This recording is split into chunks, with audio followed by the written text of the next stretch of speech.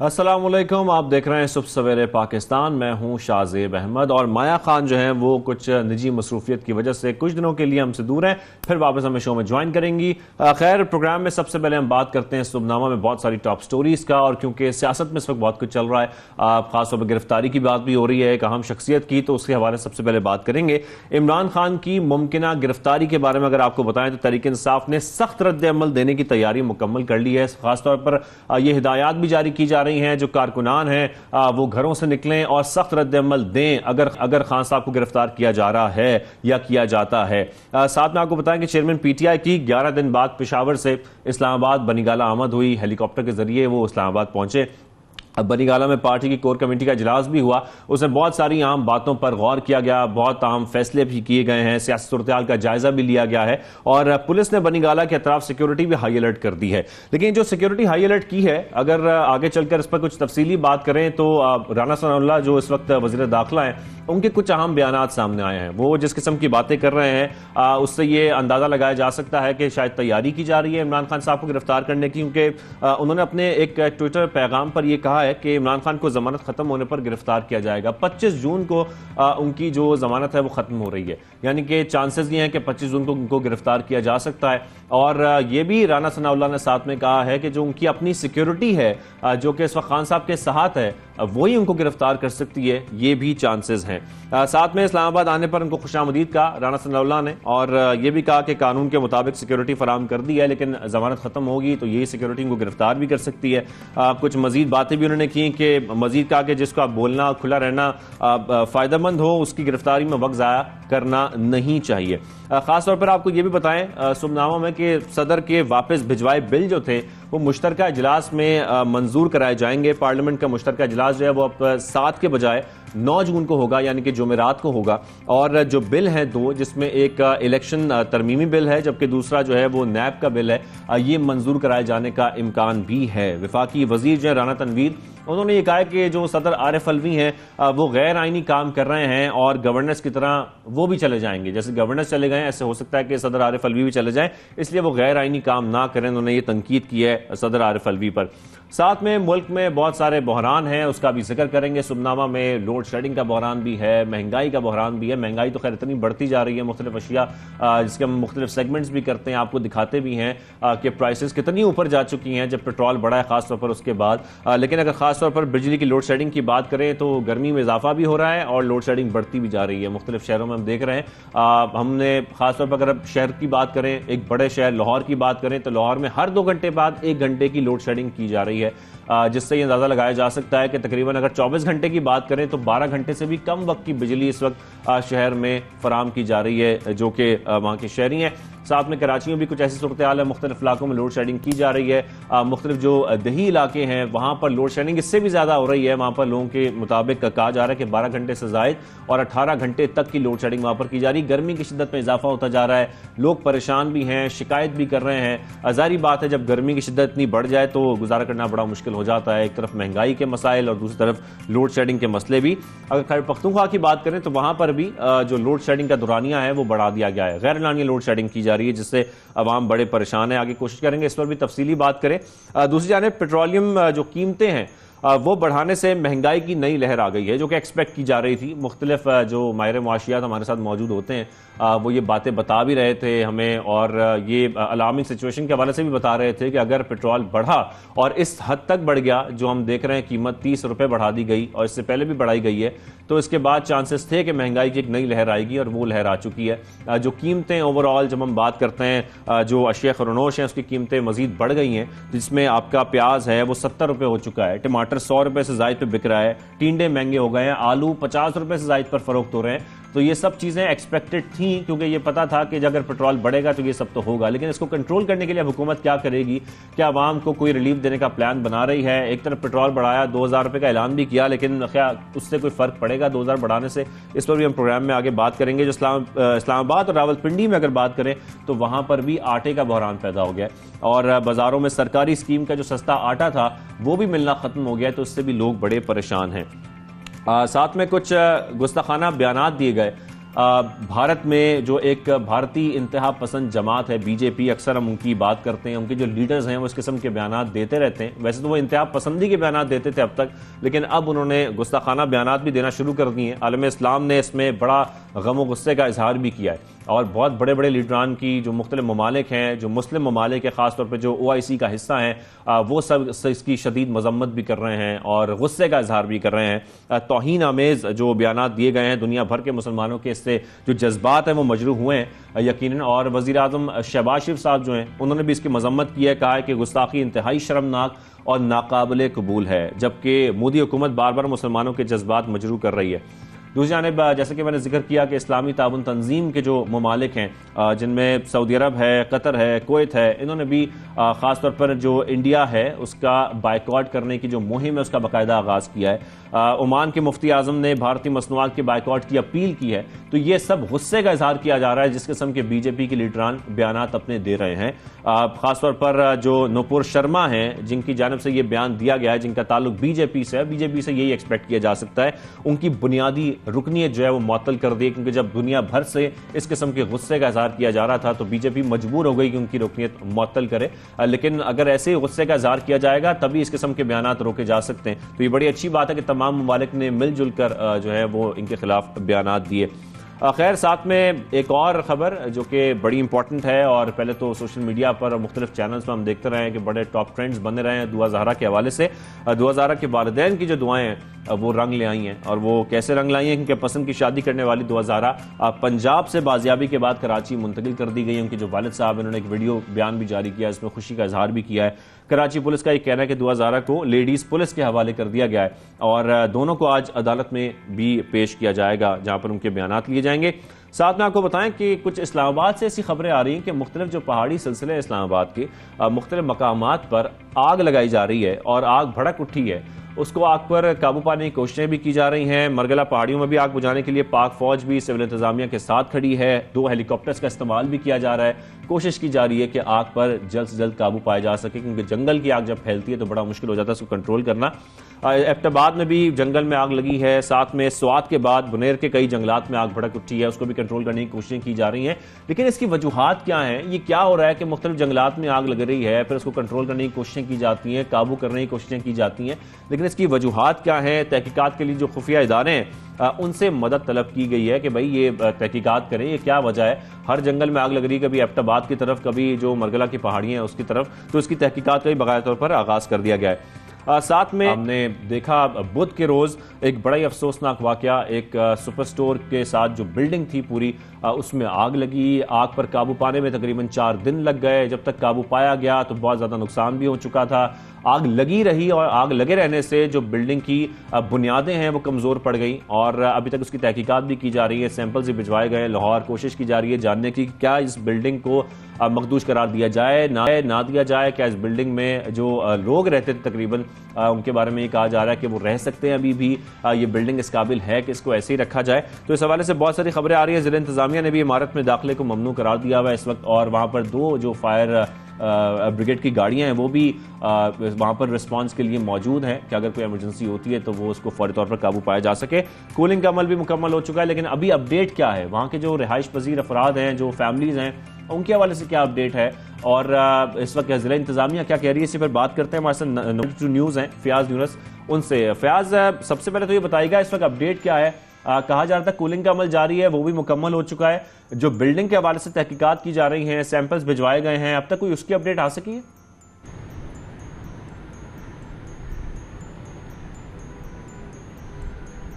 देखिए शाहजेब, बिल्कुल ये जुमेरात के रोज़ बुध के रोज़ आग लगी थी जेल चुरंगी के करीब सुपर स्टोर की बेसमेंट में, जिसको 4 रोज़ बाद फायर ब्रिगेड ने आग पर काबू पाया। 2 दिन तक कूलिंग का अमल जारी रहा। रात गए कूलिंग का अमल मुकम्मल कर लिया है, लेकिन इस वक्त भी इस इमारत के बाहर हमें फायर टेंडर नज़र आ रहे हैं जिन्हें स्टैंड बाय पोजीशन पर यहाँ पर रखा गया है। इमारत को मुकम्मल तौर पर सील कर दिया गया है। इंतज़ामिया की जानिब से मुख्तलिफ मकामात पर बैनर्स लगा दिए गए हैं कि अगर कोई भी शख्स बिना इजाज़त इस इमारत के अंदर दाखिल हुआ तो उसके खिलाफ ज़िला इंतज़ामिया के मुद्दत में मुकदमा दर्ज कराया जाएगा। ज़िला इंतज़ामिया की जानिब से कहा जा रहा है कि जो SBCA की टीमों की जानिब से यहाँ से 5 रुकनी टीम ने मटीरियल जमा किया था, उसके तमाम तर सैंपल्स पंजाब रवाना कर दिए गए हैं। उस रिपोर्ट आने के बाद तहकीकात को आगे बढ़ाया जाएगा और एक मरतबा फिर SBCA की टीम फायर ब्रिगेड के अफसरान के साथ तमाम तर इमारत का जायज़ा लेगी। उसके बाद फैसला किया जाएगा कि आया ये इमारत रिहाइश के काबिल है या नहीं, क्योंकि कहा जा रहा है कि जब आग बेसमेंट में लगी तो इससे इसके पार्किंग एरिया, फर्स्ट फ्लोर और सेकंड फ्लोर के मुख्तलिफ मकामात पर जो दीवारें हैं उनमें दरारों के साथ साथ जो पिलर हैं वो काफ़ी ज़्यादा कमज़ोर हो चुके हैं। मटीरियल को जो चेक किया जाएगा उसके बाद इजाज़त दी जाएगी। अगर हम रिहायशी अफराद की बात करें तो इस इमारत में आग लगने के बाद 6 दिन तक वो बेयारो मददगार रहे हैं, काफ़ी ज़्यादा परेशान रहे हैं। ज़िला इंतज़ामिया की जानिब से सिर्फ दावे किए गए लेकिन अमली तौर पर उनके लिए कोई भी इक़दामात नहीं किए गए। तमाम तर फैमिलीज़ अपने अजीज़ व अकारिब, अपने रिश्तेदारों के घर में रह रहे हैं। ज़िला इंतज़ामिया और PTA की जानिब से सिर्फ बाहर एक टेंट लगा दिया गया था, कुर्सियाँ रख दी गई थी जिसमें वो सुबह के वक्त वो तमाम तर फैमिलीज़ आती थी, फायर ब्रिगेड के अफसरान से बार बार पूछती थी कि आखिर कब आग पर काबू पाया जाएगा। आग पर काबू पा लिया गया है, कूलिंग मुकम्मल कर ली गई है, जब लेकिन अब सिर्फ काबू पा लिया गया है, कूलिंग का अमल जारी है, रिपोर्ट का जो ऊपर की मंजिलें हैं उस हवाले से क्या कहा जा रहा है? उस हवाले से क्या कहा जा रहा है कि जो सामान लोगों का बच गया, क्या वो निकाला जा रहा है? निकालने की कोशिशें की गई हैं? जो वहाँ के रिहाइश पजीर लोग थे, जो वहाँ के रिहायशी हैं, वो वहाँ पहुँचे?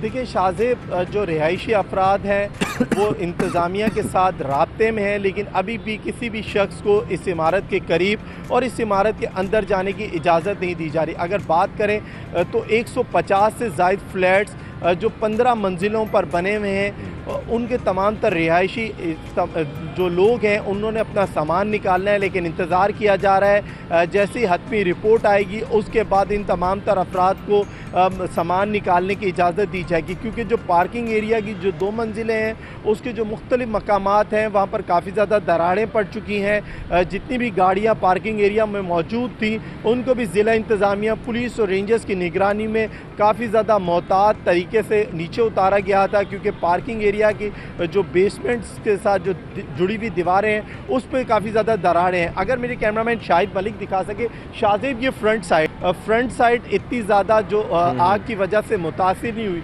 लेकिन जो इसकी बैक साइड और जो पार्किंग का जो इन्होंने जो एरिया बनाया वो काफ़ी ज़्यादा मुतासिर हुई, जिसकी वजह से जो वहाँ पर गाड़ियाँ जब आती हैं तो वहाँ मुख्तलिफ मकामात पर ऐसे घड़े टाइप नज़र आ रहे हैं जो काफ़ी ज़्यादा नुकसानदेह हैं। कहा जा रहा है कि अब से कुछ देर बाद जो AC फिरोज़ाबाद है, अस्मा बतूल, वो फायर ब्रिगेड के अफसरान और पुलिस और रेंजर्स के साथ एक मरतबा फिर इस इमारत का दौरा करेंगी, क्योंकि तमाम तर इमारत के जो दाखिली दरवाजे हैं 2, उन पर ज़िला इंतज़ामिया की जानिब से जो इस इंतज़ाम पार्किंग का जो एरिया है उस पर ताले लगा दिए गए हैं, सिक्योरिटी गार्ड्स तैनात हैं। उन तमाम तर तालों को खोला जाएगा, एक मरतबा फिर इस इमारत का दौरा किया जाएगा, जिसके बाद फैसला किया जाएगा। लेकिन जो लोग हैं वो काफ़ी ज़्यादा परेशान हैं, रिहायशी, उनका ये कहना है कि अभी तक हुकूमत की जानिब से उनके लिए किसी भी किस्म का कोई इमदाद का ऐलान नहीं किया, ना ही जो बिल्डर है उसने कोई उनसे वादा किया है, जबकि जो सुपर स्टोर की इंतज़ामिया है अभी भी विजिट किए जा रहे हैं, कोशिश की जा रही है जानने की क्या ये बिल्डिंग जो है वो रहने के काबिल है या नहीं है। बहुत शुक्रिया फयाज यूनुस, आपने हमें अपडेट किया, थैंक यू वेरी मच। लेकिन प्रोग्राम में आगे बढ़कर इसी पर बात करेंगे, क्योंकि हम ये समझना चाह रहे हैं कि जो बिल्डिंग के साथ हो चुका है, जितने इसमें लोग रह रहे थे, क्या अब वो दोबारा इसमें वापस आ सकते हैं? क्या इसके फ्लैट्स, इसके जो फ्लोर्स हैं वो अभी भी इस काबिल हैं? क्या ये बिल्डिंग इस काबिल है? तो इसी मामले पर बात करने के लिए हमने रब्ता किया है, हमें ज्वाइन किया तर्जुमान Sindh building control authority Farhan Qaiser साहब ने। फरहान साहब आपको खुशामदीद कहेंगे सबसे पहले पाकिस्तान में। फरहान साहब, सबसे पहले तो मैं आपसे यही जानना चाहता हूँ, जो अपने रिपोर्टर से बात भी कर रहे थे, जो कि सब लोगों का सवाल भी है कि क्या अब ये बिल्डिंग रहने के काबिल है या नहीं है? जी, ये बिल्डिंग चेक करने के लिए हमारी एक एक्सक्लूसिव डेंजरस बिल्डिंग कमेटी की टीम है, जिसमें with in and outside SBCA जो हैं वो मेंबरान होते हैं। इसमें स्ट्रक्चर इंजीनियर होता है, एनवायरमेंटल स्ट्रक्चर इंजीनियर होते हैं, हमारे इन हाउस इंजीनियर्स होते हैं। इन्होंने 2 मरतबा इस बिल्डिंग का सर्वे किया है और लास्ट, क्योंकि ऑफिशियल वर्डिक्ट तो हम आपको कल देंगे, 11 बजे हमारी सुबह मीटिंग है, लेकिन अभी तक की आपको बात अपडेट कर रहा हूँ कि जो उन्होंने फर्स्ट इंस्पेक्शन रिपोर्ट दी है उसके मुताबिक बिल्डिंग के पिलर्स वगैरह उनकी स्ट्रेंथ अभी है बाकी, और ये बिल्डिंग के पिलर्स वगैरह मजबूत हैं। लेकिन जो कंफर्म हमारा रिलीज आएगा वो कल 11 बजे की मीटिंग के बाद डिसाइड। सर उनका अजाला कैसे होगा? जो लोग यहाँ पर रह रहे थे, तकरीबन 700 से जायद यहाँ पर फ्लैट से 1800 से जायद अफराद इसमें रिहाइश पजीर थे, उनका जो नुकसान हुआ है उसका अजाला कैसे किया जाएगा? जी देखें, हादसे को प्रिवेंट किसी भी तरह अनफॉर्चुनेटली नहीं किया जा सकता। ये गाड़ी में हो, हवाई जहाज में हो, एरोप्लेन में, wherever this incident happened you cannot just prevent it। लिखी थी, हादसा हो गया, लेकिन इसमें बचाव जो उम्मीद ये करते हैं कि जो जिम्मेदारान हैं जिनके खिलाफ हमने FIR वगैरह लॉन्च भी की है, बाकी स्टेप्स भी ले रहे हैं, वो अपने अलॉटीज रिहायशीज जिनको उन्होंने पैसे भरे हैं, जिनसे फ्लैट प्रॉपर्टीज लिए हैं, वो उसको उनकी कोई ना कोई रेमेडी इंशाल्लाह ज़रूर ढूंढेंगे। और जिस तरह बिल्डिंग कंट्रोल अथॉरिटी पूरे इस अमल में अपने 50 से ज़ायद स्टाफ अफसरान के साथ इसमें मौजूद रही, जहां हमारे कई लोग ज़ख्मी हुए, हॉस्पिटलाइज भी हुए, हमने ड्यू असिस्टेंस प्रोवाइड की, तो इंशाल्लाह इस अमल में भी हम भरपूर शरीक रहेंगे और विल मेक श्योर कि इंशाल्लाह उन सारे अलॉटीज को कोई प्रॉब्लम ना हो। बिल्कुल मेक श्योर करना चाहिए। लेकिन सर यहाँ पर एक चीज़ हम समझना चाह रहे हैं, मुख्तलिफ बिल्डिंग्स के नीचे हम कमर्शियल बड़े सुपर स्टोर्स देखते हैं, मुख्तलिफ बड़ी दुकानें देखते हैं, मॉल्स देखते हैं। सर कवानीन क्या कहते हैं? किसी भी जो सरगर्मियाँ हो रही होती हैं, किसी भी बिल्डिंग के नीचे सुपर स्टोर वहाँ पर बनाए जाते हैं, इसके हवाले से कवानीन हमें क्या बताते हैं? कवानीन हैं क्या?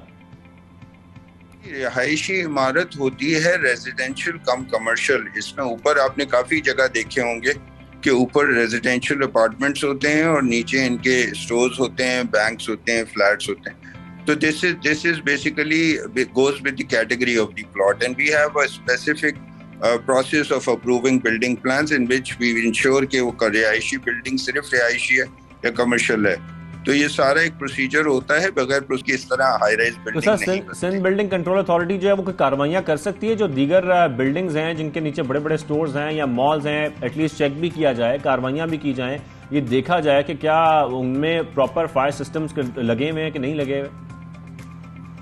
जी अनलेस के we have some complaint, we have some observation, कोई न्यूज हमें आती है तो हम डेफिनेटली इंस्पेक्शन करते हैं। वरना एक बिल्डिंग आबाद है, उसमें चीजें चल रही हैं, तो वो there is no point going there every day. फिर उस पर भी शिकायत आ जाती है हमें कि सिंध बिल्डिंग कंट्रोल के अफसरान बिला वजह उनका स्टाफ इंस्पेक्शंस करता है और ये बिल्डिंग आबाद है। तो ऐसी सूरत में जहां पर हमें शिकायत मिलती है, इंफॉर्मेशन मिलती है, तो हमारे फरहान साहब बहुत सारी खबरें गर्दिश कर रही हैं, आपके भी यकीनन इल्म में होंगी, जैसा कि ये भी कहा जा रहा है कि तेल का जखीरा किया गया था बेसमेंट में, इस वजह से आग भड़कती रही और हम देख रहे थे कि वो 4 दिन तक चलती रही, इसको काबू करना मुश्किल हुआ था। लेकिन साथ में आपसे मैं ये भी जानना चाहता हूँ कि ऐसे कई वाकयात कराची में रूनुमा होते हैं और बिल्डिंग्स के अंदर फायर कंट्रोल सिस्टम होते ही नहीं है, तो फायर कंट्रोल सिस्टम्स का होना कितना जरूरी है? क्या इस वाकये की भी यही वजह है कि इसके अंदर भी फायर कंट्रोल सिस्टम्स नहीं थे, इस वजह से आग इतनी फैल गई? ये डिटेल्स तो अभी ये बहुत फ्रेश है। Unfortunately it took so long, 78-80 घंटे बाद ये आग बुझी है, कूलिंग का अमल जारी है। We need to find the consequences. बड़ी खबर है कि तेल का जखीरा था या शॉर्ट सर्किट हुआ था या किसी ने, मतलब हमारे पास भी कई खबरें हैं इस मुतालिक, लेकिन till we get to a certain point के उस जगह पे क्या हुआ था, तो पहला सवाल तो ये कि हम उसको आपसे भी शेयर करेंगे। दूसरी चीज़ ये कि फायर फाइटिंग एक्सटिंग्विशर बिल्डिंग में मौजूद होते हैं, होने भी चाहिए, ये पास होते हैं, बिल्डिंग की रिक्वायरमेंट है।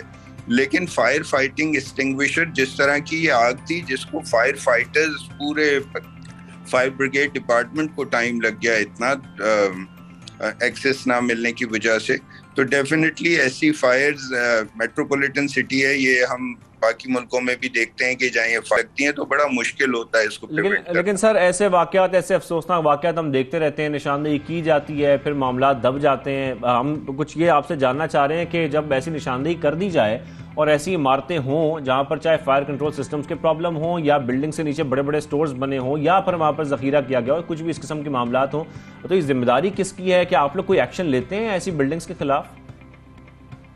यहाँ फिर हम इग्नोर कर रहे हैं कि यहाँ पर एक ऐसा इंसिडेंट हुआ है जो अनफॉर्चुनेट है, शायद किसी गलती से या किसी की जवाज बना के उसको तो हम आइडेंटिफाई नहीं कर सकते कि हादसा होने वाले, और ऑलरेडी हम ये कर सकते हैं कि उस पर प्रिकॉशंस लिए जाएं। Precautions are very important, you can not avoid the incident unfortunately. अच्छा सर, कुछ अरसे के दौरान हम देख रहे हैं कि गैर कानूनी जो बिल्डिंग्स हैं, मखदूश इमारतें, उनके खिलाफ सख्त एक्शन हुए हैं। कोई फिगर्स आप हमारे साथ शेयर कर सकते हैं? कितनी बिल्डिंग्स के खिलाफ एक्शन हुए हैं, क्या एक्शन हुए हैं, कौन सी ऐसी इमारतें हैं जिनको मखदूश करार दिया गया है? See, we have a long journey about this illegal मखदूश इमारतें, और there are about 450 plus इमारतें हैं जो रिहाइश के काबिल नहीं हैं।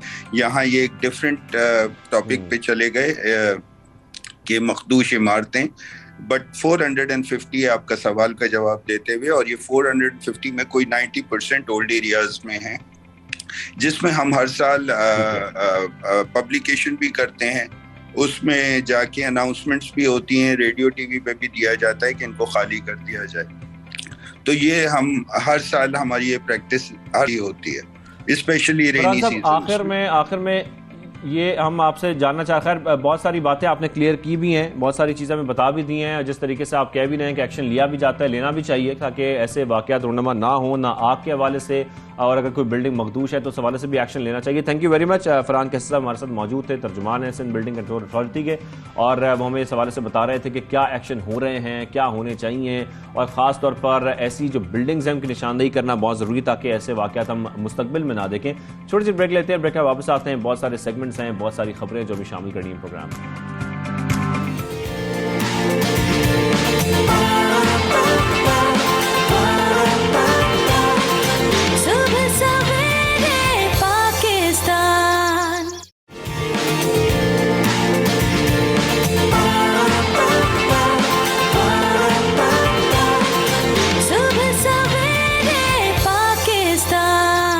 वेलकम बैक, आप देख रहे हैं सुबह सवेरे पाकिस्तान और मैं हूं शाहजेब अहमद। हम आगे बढ़ते हैं। बहुत सारी खबरें हमने सुबहनामा में आपको सबसे पहले बताई थी और वो जिक्र भी किया था पेट्रोल के हवाले से भी कि पेट्रोल की कीमतें जो हैं वो बढ़ गई हैं, और जब पेट्रोल की कीमतें बढ़ती हैं तो सब कुछ महंगा हो जाता है। ये इस वक्त हमारे मुल्क में हो रहा है कि सब कुछ महंगा होता जा रहा है और कुछ भी कंट्रोल में नहीं आ रहा है। लेकिन दूसरी जानब हम ये भी देख रहे हैं कि जो ताजर हैं वो शदीद परेशान हैं। रावलपिंडी की अगर हम बात करें तो वहाँ के जो ताजर हैं उनका कारोबार शदीद मुतासर हुआ है। ज़ाहिरी बात है जब पेट्रोल की कीमतें हमने देखा कि ऊपर गई हैं तो ज़ाहिरी बात है जब आपकी जो ट्रांसपोर्ट है वो महंगी हो जाती है, उनके हालात जो हैं वो ख़राब हो जाते हैं, उनको अपनी प्राइसेस में इजाफा करना पड़ता है, उसकी वजह से ज़ाहिर है जो उनका कारोबार है वो मुतासर होता है। लेकिन खैर इस पर एक रिपोर्ट तैयार की गई है, हमारे जो नुमाइंदा हैं साजिद शेख, उन्होंने वो खाते हैं। पहले पेट्रोलियम मसनूआत की कीमतों में हालिया इजाफे से शहरियों के साथ साथ ताजर तबका भी बहुत मुतासर हुआ है। ताजरों के क्या तहफ़्फ़ुज़ात हैं और उनको किन किस्म की मुश्किलात का सामना है, आइए जानते हैं।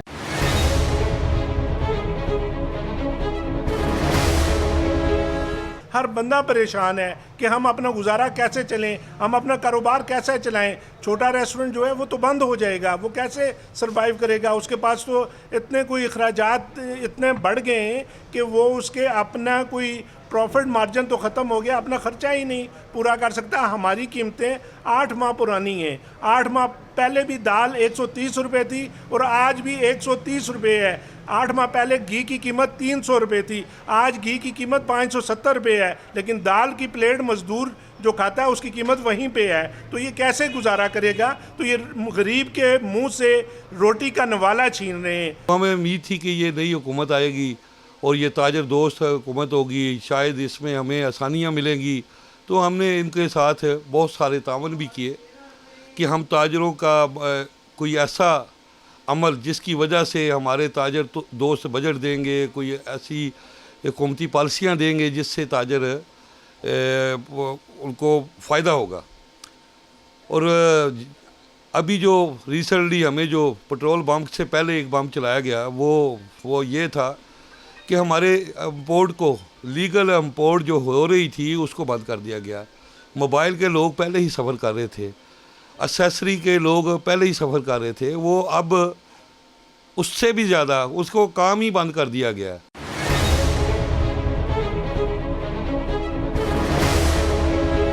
मुल्क के अंदर खाना जंगी का ख़तरा है। जब आवाम भूख से मरेगी वो एक दूसरे का गिरबान पकड़ेगी, वो किसी चलते आदमी के हाथ से चीज़ें छीन के भागेगी। खाने पीने की चीज़ों की यहाँ पे जिस हिसाब से किल्लत पैदा होगी, हर आदमी की रेंज से बाहर हो जाएगी। तो मैं ये समझता हूँ कि ये हुकूमत ने बहुत बड़ा ब्लंडर मारा है। हुकूमत को सियासी सूझबूझ वाले लोग थे, ऐसा काम तो मुशर्रफ ने भी नहीं किया था जो कि एक डिक्टेटर आदमी था। इनको ये सियासतदान थे जिनके जो हम कहते हैं जमहूरियत जमहूरियत जमहूरियत। आज कौन कहता है जमहूरियत चाहिए? वो कहता है मुझे खाने पीने की चीज़ें दे दो। थर में लोग पानी के लिए तरस रहे हैं, पानी दे दो। यहाँ पर ना आटा मिल रहा है, ना चीनी मिल रही है, ना यहाँ पे पेट्रोल मिल रहा है। तो आप मुझे बताएं कि क्या ये मुल्क सिर्फ अमीर लोगों के लिए बना है? ये मीडियम क्लास या गरीब आदमी के लिए यहाँ पे कोई वो नहीं है। इस वक्त ऐसी पोजीशन बनी हुई है, आप मार्केट में देखें, आप हमारे पास लोगों की परचेसिंग पावर ख़त्म हो गई है। आप अभी मार्केट हमारी में देखें, आपको कार पार्किंग खुली मिल रही है जिसमें जगह नहीं होती थी। और इस वक्त वो परचेज़र है वो मार्केट से गायब हो गए हैं, वो अपने दाल रोटी की तरफ पड़ गए हैं, उनके वो लग्जरी की तरफ तो आ ही नहीं रहे। आप ग्रॉसरी स्टोर्स पे देख लें, ग्रॉसरी स्टोर्स भी खाली हो रहे हैं, उनमें वो लोग दे नहीं सकते। अब आप 600 रुपये किलो जो घी किधर से लेंगे? 2 से चला 300 आया, 400 रुपये आया, और उसके बाद एकदम दिनों में बढ़े हैं ये। और कोई ऐसी चीज़ जिस चीज़ को आप हाथ लगाएं वो आपको इतनी महंगी मिलेगी कि आप परेशान होंगे। हम वेल ऑफ है, अपने आप को समझते हैं, लेकिन हम भी मार्केट में अगर कुछ चीज़ लेने जाए तो परेशान होते हैं कि हम क्या चीज़ लें और क्या चीज़ ना लें।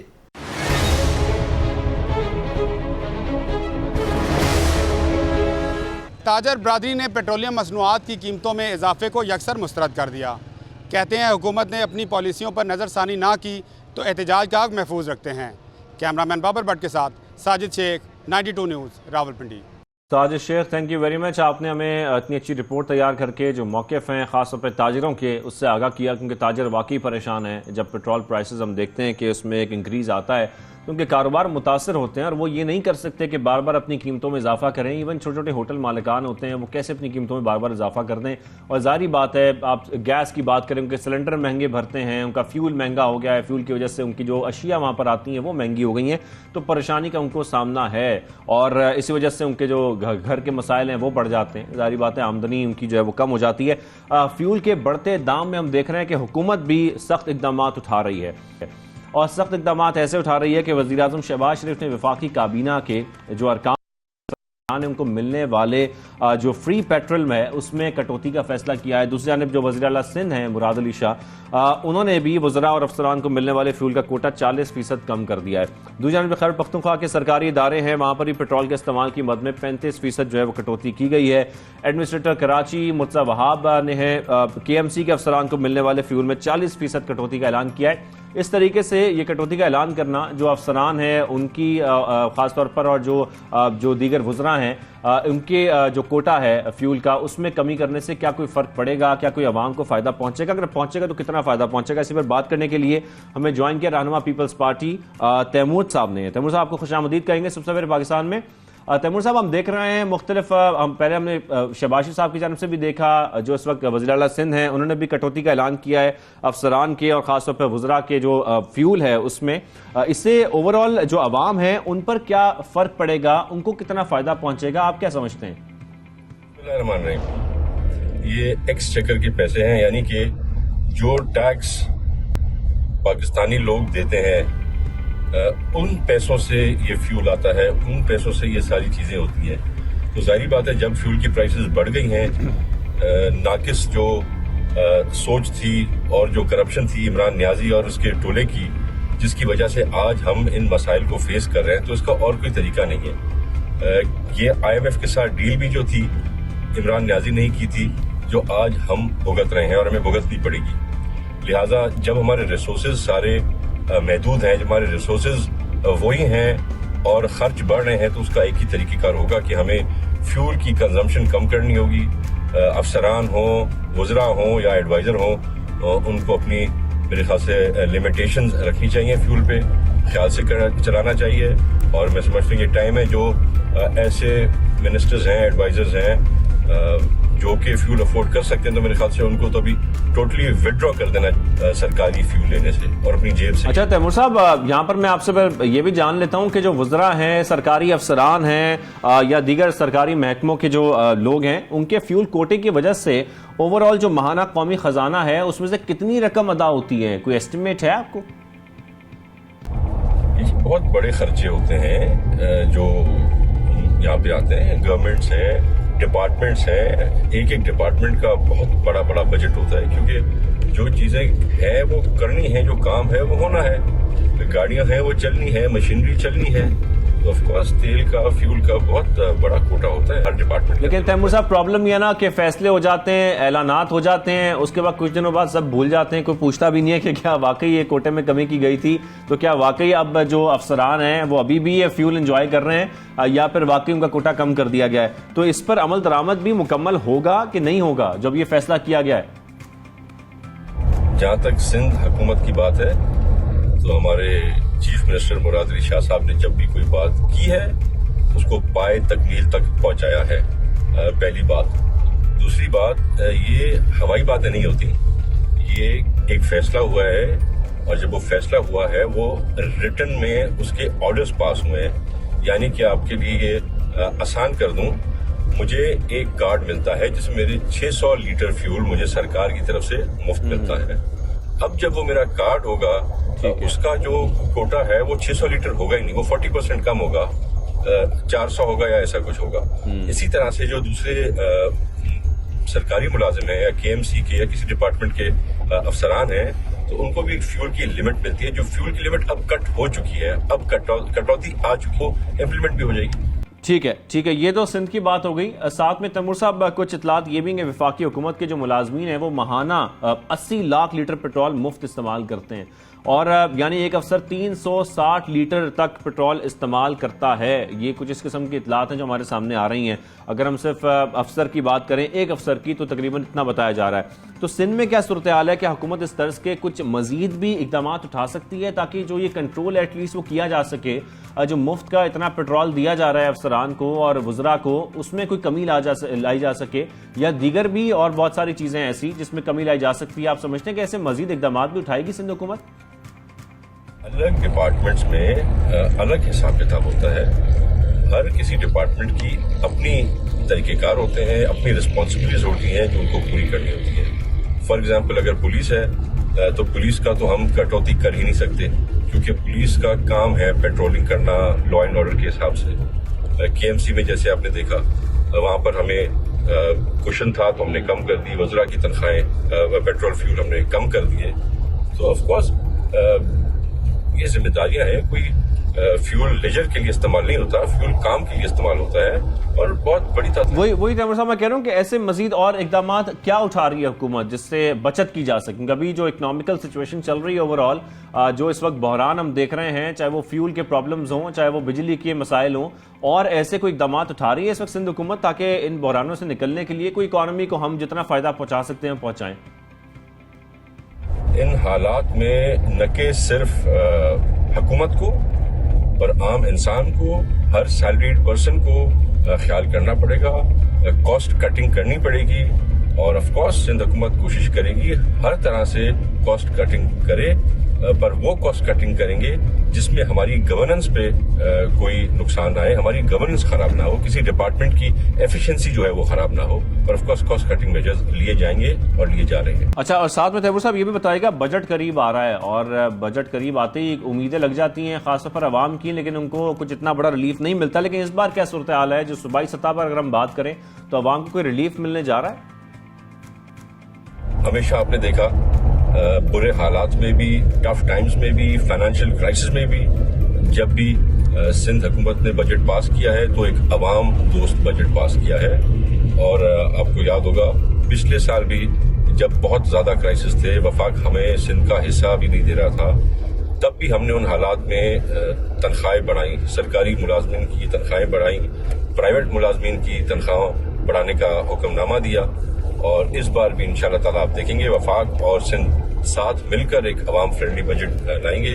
कोशिश करेंगे जो चीज़ें इतनी महंगी हुई हैं उनमें हम किसी न किसी तरह अवाम को एक आखिर में एक सवाल है, बस मैं जाते जाते आपसे वो पूछना चाह रहा हूँ कि पाकिस्तान में तेल से बिजली बनती है, तो अगर हम खासतौर पर सूबाई हुकूमत की बात करें तो वो अपनी हदूद में सिर्फ अपने तौर पे क्या ये कर सकती है कि सोलर या टरबाइन से बिजली पैदा करके खासतौर पर मुल्क को फायदा पहुंचाए, जो बोझ इस वक्त पड़ा हुआ है मुल्क के ऊपर उसको थोड़ा सा कम कर दे? इस हवाले से कोई प्लानिंग हो रही है? फ्यूचर यही कहता है हमें आज भी और आगे जाके भी ऑल्टरनेट एनर्जीज की तरफ जाना पड़ेगा, क्योंकि मेरे ख्याल से न कि सिर्फ पाकिस्तान में पर पूरे दुनिया में यही हो रहा है। फ्यूल पेट्रोल के थ्रू जो बनता है वो बहुत एक्सपेंसिव पड़ता है हमें, लिहाजा हमें अब इलेक्ट्रिक जनरेशन करनी होगी। और हमारे बहुत अच्छे कॉरिडोर्स हैं। अगर आप विंड एनर्जी की बात करेंगे तो ठट्ठा जमपीर का जो एरिया है it's one of the most windy areas in the region and in the world. तो अल्लाह ताला की तरफ से हमें ये सहूलतें हैं, इनको हमने कामयाब करना है प्रोजेक्ट्स को और इनकी तरफ बढ़ना है। हमारे बहुत सारे प्रोजेक्ट थे जो इमरान नियाजी से हमने अप्रूवल मांगा था उसकी हुकूमत से, पर वफाक ने सॉलिटू से सब के सब रिजेक्ट कर दिए। और जो हमारे सोलर पे आज काम कर रहे हैं, विंड पे जो काम कर रहे हैं, उनके ऊपर भी मसले मसाइल चल रहे थे, पर आज भी हम कामयाबी से बहुत सारे प्रोजेक्ट्स कर रहे हैं। And in future we are now shifting towards more of solar and wind energy. Now solar का भी आपको पता है पाकिस्तान में जो मौसम है, जिस तरह का हमारे पास धूप है, तो सोलर भी हमारे यहाँ कामयाब है। और आज तो प्राइवेटली आप देखिए कितने लोगों ने सोलर पे शिफ्ट कर दिया है। मेरा अपना घर सोलर पे है। मैं समझता हूँ बहुत बड़ी तरह से है और हमें और भी आगे जाके we have to move towards solar and towards wind energy. बिल्कुल बिल्कुल, ये तमाम इकदाम उठाने की ज़रूरत है। तैमूर तालपुर साहब, थैंक यू वेरी मच, आपने हमें ज्वाइन किया, हमारे तमाम सवालात का हमें जवाब दिया और हम इसको सराहते हैं जिस तरीके से ये कटौती का फैसला किया गया है, चाहे वो सरकारी अफसरान हैं या वुज़रा हैं, इन सब जो लोग हैं ये इंजॉय कर रहे हैं। अगर इतना पेट्रोल सस्ता तो या फिर फ्री पेट्रोल इंजॉय कर रहे हैं तो फिर आवाम को जो रिलीफ है वो मिलना बहुत ज़रूरी है, क्योंकि आवाम इस वक्त बड़े परेशान है। अभी रिसेंटली भी हम आपस में क्योंकि बैठे होते हैं दोस्त अहबाब भी, तो सब यही बातें कर रहे हैं, भाई अब बाहर आने जाना कितना कम किया जाए। जो पेट्रोल की कीमत है वो इतनी बढ़ गई है कि अब रोज़ाना की बुनियाद पर आप घूम फिर नहीं सकते, बाहर नहीं जा सकते। तो मेरी एक गुजारिश भी है तमाम लोगों से कि अगर आप लोग गाड़ियाँ रखते हैं, मोटरसाइकिलें रखते हैं, वैसे तो खैर जो लोग बेचारे इस वक्त जॉब कर रहे हैं वो उनकी कोशिश यही होती है कि बाहर ज़्यादा ना जाया जाए, लेकिन फिर भी जो वो लोग, ये सिर्फ पैगाम उन लोगों के लिए जो कि गैर ज़रूरी सफ़र करते रहते हैं, घूमते फिरते रहते हैं, कोशिश करें कि ओवरऑल कम से कम इस्तेमाल करें। इससे ना सिर्फ आपका अपना फ़ायदा होगा बल्कि आप मुल्क को भी अल्टीमेटली फ़ायदा पहुंचाएंगे। जब फ्यूल का इस्तेमाल कम होगा तो फ्यूल भी बचेगा और बाकी लोगों के लिए बचेगा और ज़ाहिर पे डिमांड में कमी आएगी। तो कोशिश करें अगर कम से कम बाहर निकलें, अगर बाहर निकलना चाह भी रहे हैं तो अगर कोई ज़रूरी काम है तब निकलें। घूमना फिरना ये नहीं हम कहते कि आप बंद कर दें, लेकिन जितना कम किया जा सकता है कम किया जाए। अपनी जो सेहतमंद सरगर्मियाँ हैं उसको बढ़ा लें। अभी हम ये भी रिसेंटली बात कर रहे थे कि साइकिल का इस्तेमाल बढ़ाया जा सकता है, साइकिल खरीदें, लेकिन खैर अगर साइकिल भी महंगी होगी तो लोग किस तरीके से साइकिल खरीदेंगे। कोशिश करें कि पेट्रोल कम से कम इस्तेमाल करें ताकि मुल्क को फायदा पहुंचे। बिजली की कोशिश करें, बिजली इतनी बचाई जा सकती है, बचाई जा सके। लोड शेडिंग तो हो रही है लेकिन जो गैर जरूरी घर में बिजलियां हम चला रहे होते हैं, बल्ब चल रहे होते हैं, पंखे चल रहे होते हैं, उसको बंद कर दें। इसी तरीके से हम अपने मुल्क को फायदा पहुंचा सकते हैं, क्योंकि मुल्क हमारा से बड़े मुश्किल हालात से गुजर रहा है। खैर ब्रेक पर चलते हैं, ब्रेक पर वापस आते हैं। बहुत सारे सेगमेंट्स हैं, बहुत सारी खबरें जो भी शामिल करनी है प्रोग्राम में।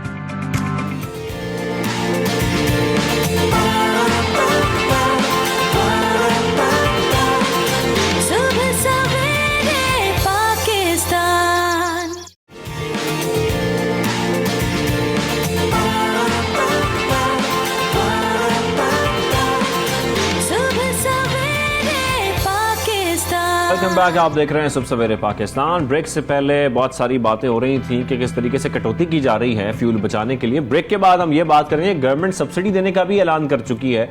वो सब्सिडी किस तरीके से दी जा रही है और किनको दी जा रही है, आज हम इस पर बात करेंगे, क्योंकि आप सबको ये इल्म होगा कि तनख्वाह माहाना 40,000 रुपए जिसकी है उसको ये सब्सिडी मिलेगी, हुकूमती सब्सिडी से वो फ़ायदा उठा सकता है। लेकिन सब्सिडी है कितनी? ये है 2000 रुपये। आपको 2000 रुपये मिल सकते हैं अगर आपकी जो माहाना तनख्वाह है वो 40,000 रुपये है या इससे कम है। इससे ज़्यादा वालों को ज़ाहिर बात है ये नहीं मिलेंगे। लेकिन 2000 रुपये काफ़ी हैं नहीं है, इससे फ़र्क क्या पड़ेगा? लोगों की आमदनी जिनकी 40,000 से कम है, 40,000 रुपये है, 2000 का क्या वो वाकई फ़ायदा उठा सकते हैं? क्या ये सिर्फ जो फ्यूल महंगा किया गया है उसी का एक ऑल्टरनेटिव प्रोवाइड किया जा रहा है आवाम को, ताकि वो उनके ऊपर इतना प्रेशर ना आए फ्यूल का, जो कि रोज़ाना की बुनियाद पर फ्यूल डलवाते हैं? लेकिन जो वफाकी वज़ीर इत्तलात हैं मरियम औरंगज़ेब, उन्होंने ये बताया कि आवाम 786 पर कॉल करें। ये मैं आपको तरीका बता रहा हूँ कि आप कैसे ये 2000 रुपये हासिल कर सकते हैं। कि आपने 786 पर कॉल करनी है और उनकी आमदन चेक करने के बाद, यानी कि आपकी आमदन चेक की जाएगी, चेक करने के बाद जो है आपको ये सब्सिडी मिल जाएगी। लेकिन हम ये सवाल उठा रहे हैं कि क्या ये सब्सिडी काफ़ी है नहीं है? इस सब्सिडी मिलने से आवाम को कितना फ़ायदा पहुंचेगा? क्योंकि ओवरऑल जब हम पेट्रोल की प्राइसेस बढ़ती देखते हैं तो वो सिर्फ पेट्रोल की प्राइसेस नहीं बढ़ती, हम ओवरऑल एक महंगाई में भी इंक्रीज़ देखते हैं। ओवरऑल जो आप सब्ज़ी की बात कर लें, मुर्गी की बात कर लें, और जितनी भी अशियाँ हैं जो कि घर के इस्तेमाल में होती हैं, अशिया ज़रूरियाँ हैं, उनमें इजाफा हो जाता है, ट्रांसपोर्टेशन में इजाफा हो जाता है। तो ये सब चीज़ों का इम्पैक्ट जो है वो आपकी सैलरी पर आता है। तो हमारा सवाल यही है कि क्या ये 2000 की सब्सिडी से आवाम को फ़ायदा पहुंचेगा? क्या उनकी जो आमदनी चेक की जाएगी उनको उसके बाद दिया जाएगा? आवाम इतनी मेहनत करेगी इस 2000 रुपये के लिए? क्या वाकई उनको 2000 रुपये की ज़रूरत है, या वो ये डिमांड करेंगे कि नहीं हमें इससे ज़्यादा सब्सिडी चाहिए, इतनी महंगाई अब बढ़ चुकी है? लेकिन तफसीली बात करने से पहले आपको मरियम औरंगज़ेब साहिबा का एक मुख्तसर जो वीडियो क्लिप है वो आपको दिखाते हैं, उसके बाद से बात करेंगे।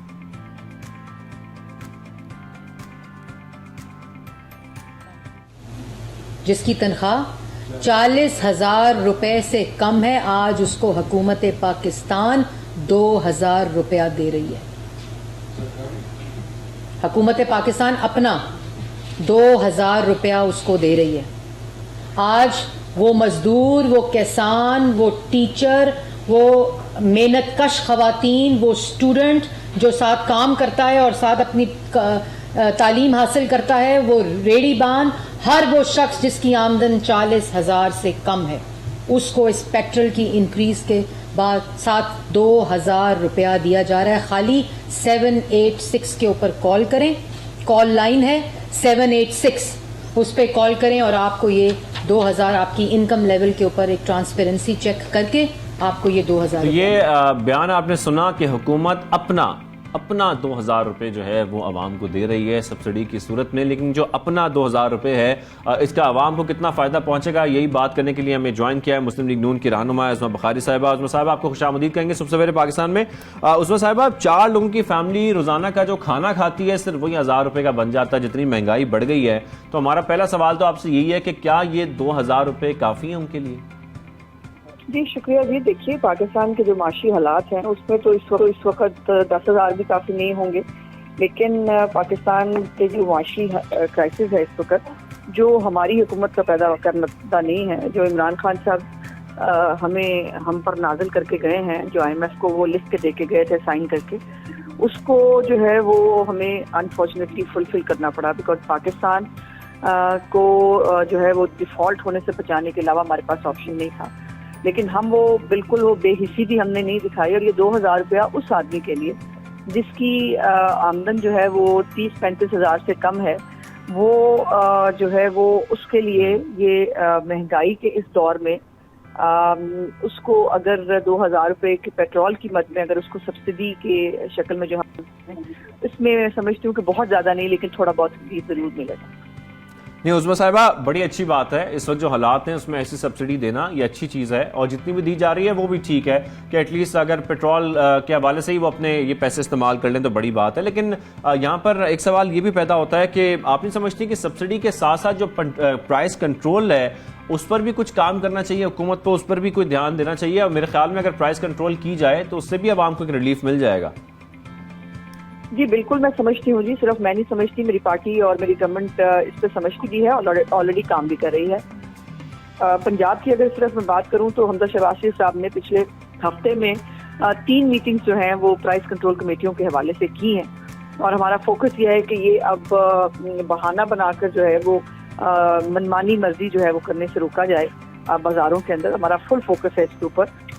हम जो है वो बगैर वजह के और अनड्यू जो महंगाई है वो करने की इजाजत नहीं। लेकिन उस्मा साहिबा बात की ना कि आप लोगों के अपने ही रहनुमा जो अब हमें ये भी बता रहे हैं बहुत सारी बातें कि जो साबका हुकूमत की फ्यूल पर सब्सिडी है आज हम वो भुगत रहे हैं, तो ये भी 2000 रुपये कुछ आगे जाके हमें भुगतने तो नहीं पड़ेंगे? खासतौर पर मैं आवाम की बात कर रहा हूँ, उनको तो नहीं भुगतने पड़ेंगे? जी नहीं जी, हमने फ्रॉड नहीं किया। हम वाकई आम आदमी के रिलीफ के लिए जो हमारे पास मौजूद है वो कर रहे हैं। इमरान खान साहब ने जो टोटल फ्रॉड किया था वो 10 रुपए की सब्सिडी इस वक्त पाकिस्तान की आवाम को 100 रुपए की पड़ रही है, और वो अगर 10 रुपए की सब्सिडी का ड्रामा ना किया होता तो आज पेट्रोल की प्राइस में हमें जो है वो 15 दिन के अंदर 60 रुपए का इजाफा न करना पड़ता। और ये हमारे पास जो अवेलेबल जो पैसे मौजूद हैं ये उसमें से किया जा रहा है, और हमने ना कभी फ्रॉड की सियासत की है और ना हम उसके ऊपर जो है वो किसी ऐसे सब्सिडी पे बिलीव करते हैं। उस्मा साहिबा एक अवामी सवाल मैं आपसे करना चाहता हूँ, इस वक्त मुल्क को दिवालिया होने से बचाने के लिए, मईशत को संभालने के लिए जो अभी आप लोग की हुकूमत आई है, आप लोग बड़े सख्त इकदाम उठा रहे हैं, उस पर अवाम का कुछ गुस्सा भी है, लेकिन जाहिर बात है मुल्क को संभालने के लिए ये इकदाम उठाए जा रहे हैं। लेकिन अवाम का एक सवाल ये, जब हम निकलते हैं अवाम में कि ये अगर मुश्किल वक्त है तो ये कितना मुश्किल वक्त है? क्या ये 1 साल में संभल पाएगा सब कुछ, या आने वाले इलेक्शन से पहले पहले कुछ मुल्क इतना संभल जाएगा कि अवाम को काफी हद तक रिलीफ मिल जाएगा, मईशत संभल जाएगी, बेहतरी आ जाएगी? जी देखिए, मैं कोई शेख चिड़ियों वाले दावे नहीं कर सकती, और दुआ है और कोशिश हमारी पहले तो ये है कि हम डॉलर की प्राइस को नीचे लेके आए। वो डॉलर की प्राइस जिसको इमरान खान साहब को टीवी पे जो सो के उठे थे तो उनको टीवी से पता चला था कि डॉलर की प्राइस बढ़ गई है, और अपने दौरे हुकूमत में उन्होंने 64 रुपीज़ जो है वो डॉलर की प्राइस में जब इजाफा किया तो जाहिर है जो चीज़ हम बाहर से खरीदते हैं वो डॉलर की कीमत पे आती, और इस वजह से जो है वो महंगाई में बहुत ज़्यादा इजाफा हुआ। सो डॉलर अगर हम कंट्रोल कर लें तो बहुत सारी महंगाई जो है वो ठीक हो सकती है, पहली बात। दूसरी बात यह है कि बजट के अंदर हम कोशिश करेंगे कि लोगों को रिलीफ दिया जाए, जो जिन पे टैक्स लगने चाहिए उनको टैक्स नेट में लाया जाए, बाकी लोग जो है उनको टैक्स फ्री बजट दिया जाए।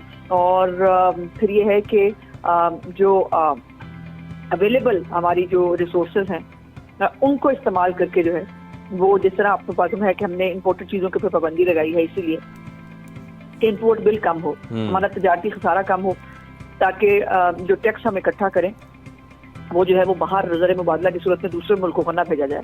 तो मुख्तलिफ चीज़ें हैं जो हम एज ए पॉलिसी कर रहे हैं, और मुझे उम्मीद है कि ये वक्त बहुत लंबा नहीं होगा। और ये भी याद रखना चाहिए, और कौम को मालूम है कि 1998 में भी जब एटमी धमाके किए थे तो बहुत प्रेशर था पाकिस्तान के ऊपर, बहुत हालात ख़राब थे, हमने वो भी करके दिखाया। 2013 में जब मियां नवाज शरीफ साहब की गवर्नमेंट आई थी तो उस वक्त पेट्रोल 114 रुपये का था, और रोज़ाना 2 खुदकश हमले होते थे, 20 घंटे की लोड शेडिंग हो रही थी, और इन तमाम हालात के बावजूद हमने उसको ओवरकम भी किया, और हम ये तमाम जो है वो चीज़ें ठीक करके गए थे। इंशाल्लाह अल्लाह ताला से उम्मीद है, हमारी नीयत अच्छी है, हम पाकिस्तान की आवाम को। यानी कि उस्मा साहिबा आपकी बातों से कुछ मुझे ये लग रहा है कि तनख्वाहदार तबके पर कम टैक्स लगाया जाएगा इस बजट में, और जो लग्जरी आइटम्स हैं शायद उस पर टैक्स बढ़ा दिया जाएगा। लेकिन अब जाहिर बात है जो हालात हैं, जो मईशत है, जो हालात इस वक्त हम देख रहे हैं मुल्क के, उसमें अवाम दोस्त या बजट जो है इस किस्म का लाना जो कि अवाम दोस्त हो ये पॉसिबल तो नहीं है, यकीनी तौर पर बड़ा मुश्किल है इस वक्त जो हालात चल रहे हैं। लेकिन फिर भी कोई छोटा मोटा रिलीफ, कोई ऐसी कोशिश की जा रही है कि अवाम को कुछ रिलीफ मिल जाए किसी भी सूरत में? आपको पता है कि बजट जो है वो अभी भी अंडर डिस्कशन है अभी, और जब तक कैबिनेट और प्राइम मिनिस्टर उसकी मंजूरी ना दें उसके बारे में कोई भी बात हतमी तौर पर नहीं की जा सकती। लेकिन मुझे मेरी ख्वाहिश भी है और मुझे उम्मीद भी है कि सरकारी मुलाजमीन जो है यकीनन उनकी तनख्वाहों में बहुत ज़्यादा इजाफा, मुझे नहीं मालूम कि हम कर पाएंगे या नहीं, लेकिन यकीनन कुछ ना जरूर। ठीक है उस्मा बुखारी साहिबा, थैंक यू वेरी मच, आप हमारे साथ मौजूद थी, और आपके साथ साथ हमें भी बड़ी उम्मीद है कि इस बजट में कुछ ना कुछ, नहीं तो ऐसे जो खासतौर पर तनख्वाहदार तबका है उनको ऐसा रिलीफ मिल जाए, उनके ऊपर मजीद टैक्स ना लगाया जाए, उनके लिए हालात बड़े मुश्किल हो जाते हैं, उनके लिए गुजारा बड़ा मुश्किल हो जाता है माहाना खासतौर पर।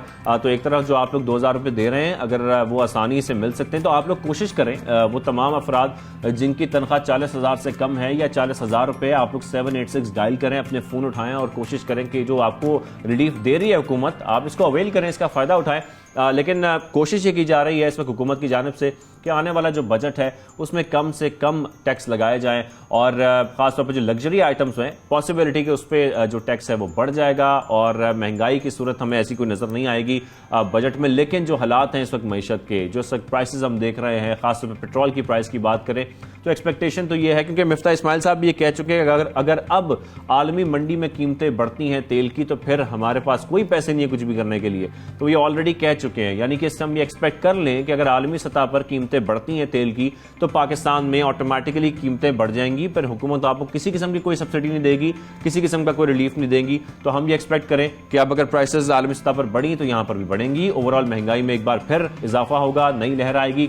लेकिन जो इस वक्त तमाम उम्मीदें हैं इस वक्त अवाम की वो जुड़ी हैं बजट के साथ, कि बजट आने वाला है। लेकिन यहाँ पर एक ब्रेक भी आने वाली है, यहाँ पर छोटी सी ब्रेक लेते हैं, ब्रेक का वापस आते हैं, कुछ दीगर मामलात हैं इससे बात करेंगे।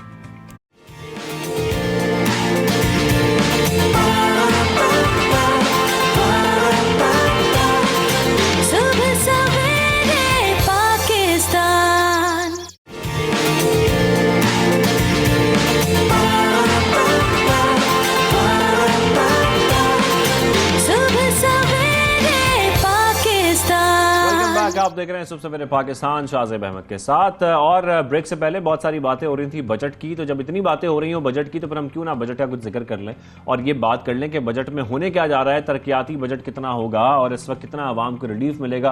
तो बहुत सारी बातें हम करते हैं, क्योंकि इतलात ऐसी आ रही है कि आइंदा मजमूई तरक्याती बजट जो है वो 2184 अरब रुपए रखने की तजवीज़ दी गई है। लेकिन जो आइंदा माली साल का तरक्याती बजट है वो 600 अरब रुपए, यानी कि आइंदा माली साल का बजट तरक्याती कम होगा लेकिन मजमूई तौर पर ये जो बजट है वो ज्यादा रखा गया है। अरकान कौमी असेंबली की पब्लिक स्कीम के लिए भी 91 अरब रुपए रखे जा सकते हैं। तो बजट से मुतालिक मजीद तफसीलात भी हमें जाननी है और हम ये कोशिश करेंगे कि इस दफा जो बजट आ रहा है चांसेस क्या हैं, क्या इम्कानात हैं कि बजट किस किस्म का होगा, क्या आवाम को कोई रिलीफ मिलने के चांसेस हैं। जो आलमी सतह पर प्राइसेस में हाइकम देख रहे हैं, क्या उसके बाद कोई ऐसा चांस है कि पाकिस्तान में भी कोई रिलीफ मिल सकेगा। जिस किस्म की मईशत हम देख रहे हैं, जो हालात मईशत के देख रहे हैं, उसमें जैसे इकदाम उठाए जा रहे हैं, सख्त इकदाम उठाए जा रहे हैं हुकूमत की तरफ से, तो ऐसी सूरत हाल में अवाम के लिए क्या कोई रिलीफ पॉसिबल है, कोई पॉसिबिलिटी है या नहीं है। तो इसी पर बात करने के लिए तजावीज़ पर भी और इम्कानात पर भी हमें ज्वाइन किया साबिक वज़ीर ख़जाना सलमान शाह साहब ने। सलमान साहब आपको खुशामदीद कहेंगे सुबह सवेरे पाकिस्तान में। सलमान साहब, तरक्याती बजट की सबसे पहले मैं बात करूंगा, क्योंकि इसके बारे में जो कहा जा रहा है वफाकी तरक्याती बजट जो है वो 900 से कम होकर 600 अरब रुपए पर आ रहा है, लेकिन मजमूई तौर पर तरक्याती बजट जो है उसमें इजाफा हम देख रहे हैं। तो इस हवाले से आप क्या कहना चाहेंगे, यानी कि हम फिर ये क्या एक्सपेक्ट करें कि इस साल, क्योंकि मईशत इस किस्म की है, हालात इस किस्म के हैं, तो इसलिए इस साल जरा बजट तरक्याती कम रखा गया है। देखें, इस दफ़ा जो बजट होगा वो तो IMF प्रोग्राम के मुताबिक होगा और IMF प्रोग्राम की जो कंडीशनैलिटीज़ हैं उसमें एक कंडीशनैलिटी है कि आपको प्राइमरी सरप्लस करना पड़ेगा। इसका मतलब ये है कि प्राइमरी सरप्लस का मतलब ये है कि जितने भी आप अखराजात करेंगे वो आप अपने रेवेन्यू से पूरा करेंगे और फिर थोड़ा सा और रेवेन्यू बच जाएगा जो आप कर्ज़ों की अदायगी के लिए इस्तेमाल करेंगे। सो नंबर वन तो ये आपको बजट को इस तनाजुर से देखना पड़ेगा कि क्या हमारे अखराजात और जो हमारे रेवेन्यूज़ हैं उनमें सरप्लस रेवेन्यू है या नहीं है। तो अगर नहीं है तो आपको अखराजात को या तो कम करना पड़ेगा या रेवेन्यू को बढ़ाना पड़ेगा। तो इसमें आई थिंक आके अगर एक्सपेंडिचर साइड की हम बात करें तो उसमें दो किस्म के एक्सपेंडिचर्स हैं। एक जैसे हम डेवलपमेंट एक्सपेंडिचर कहते हैं और दूसरा हम उसको करंट एक्सपेंडिचर कहते हैं। और इसमें करंट में आपको पता है कि डिफेंस भी है, फिर आपके एडमिनिस्ट्रेशन है, सूबों की जो आपके अखराजात हैं, हेल्थ, एजुकेशन, इस किस्म के अखराजात हैं, और फिर आपके जो बाकी प्रॉब्लम्स हैं वो आपकी डेट सर्विसिंग के हैं कि सूद कितना आपने देना है और उसके बाद फिर ये सरप्लस मेंटेन भी करना है। सो आई थिंक इसमें इस दफ़ा का बजट नॉर्मल बजट से डिफरेंट होगा।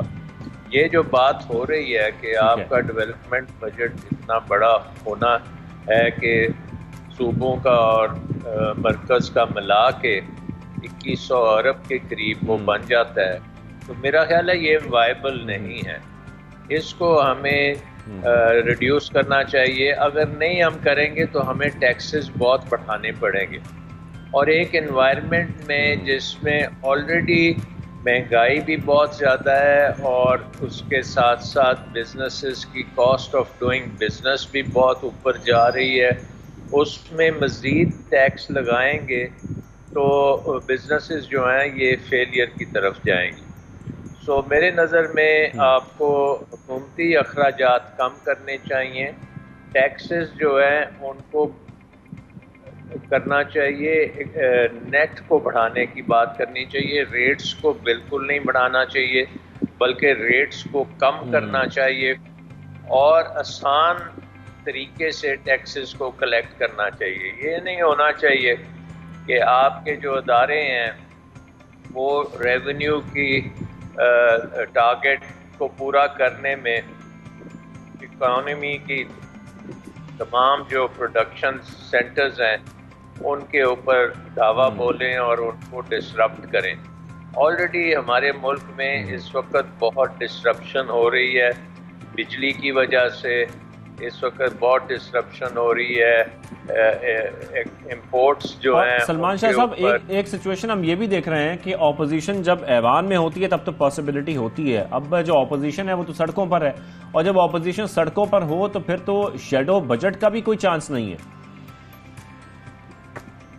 जी, आई थिंक कि इस वक्त तो आपको पता है ना कि जैसे पीटीआई ने भी कहा है कि बजट के बाद वो सड़कों पे आएंगे, सो बजट तक तो अब आई थिंक अमन होगा, क्योंकि सबको पता है कि ये बजट जो है ये बहुत इम्पोर्टेंट है और इसी बजट की बेसिस के ऊपर IMF का प्रोग्राम ने बहाल होना है। अब इसकी में इम्पोर्टेंस बहुत ज़्यादा है, IMF प्रोग्राम जो है इसकी इम्पोर्टेंस व्यूअर्स के लिए समझना बहुत ज़रूरी है, और वो इसलिए ज़रूरी है कि पाकिस्तान की इकॉनमी में कर्ज़ों, बैरूने मुल्क कर्ज़ों का बोझ बहुत ज़्यादा हो चुका है।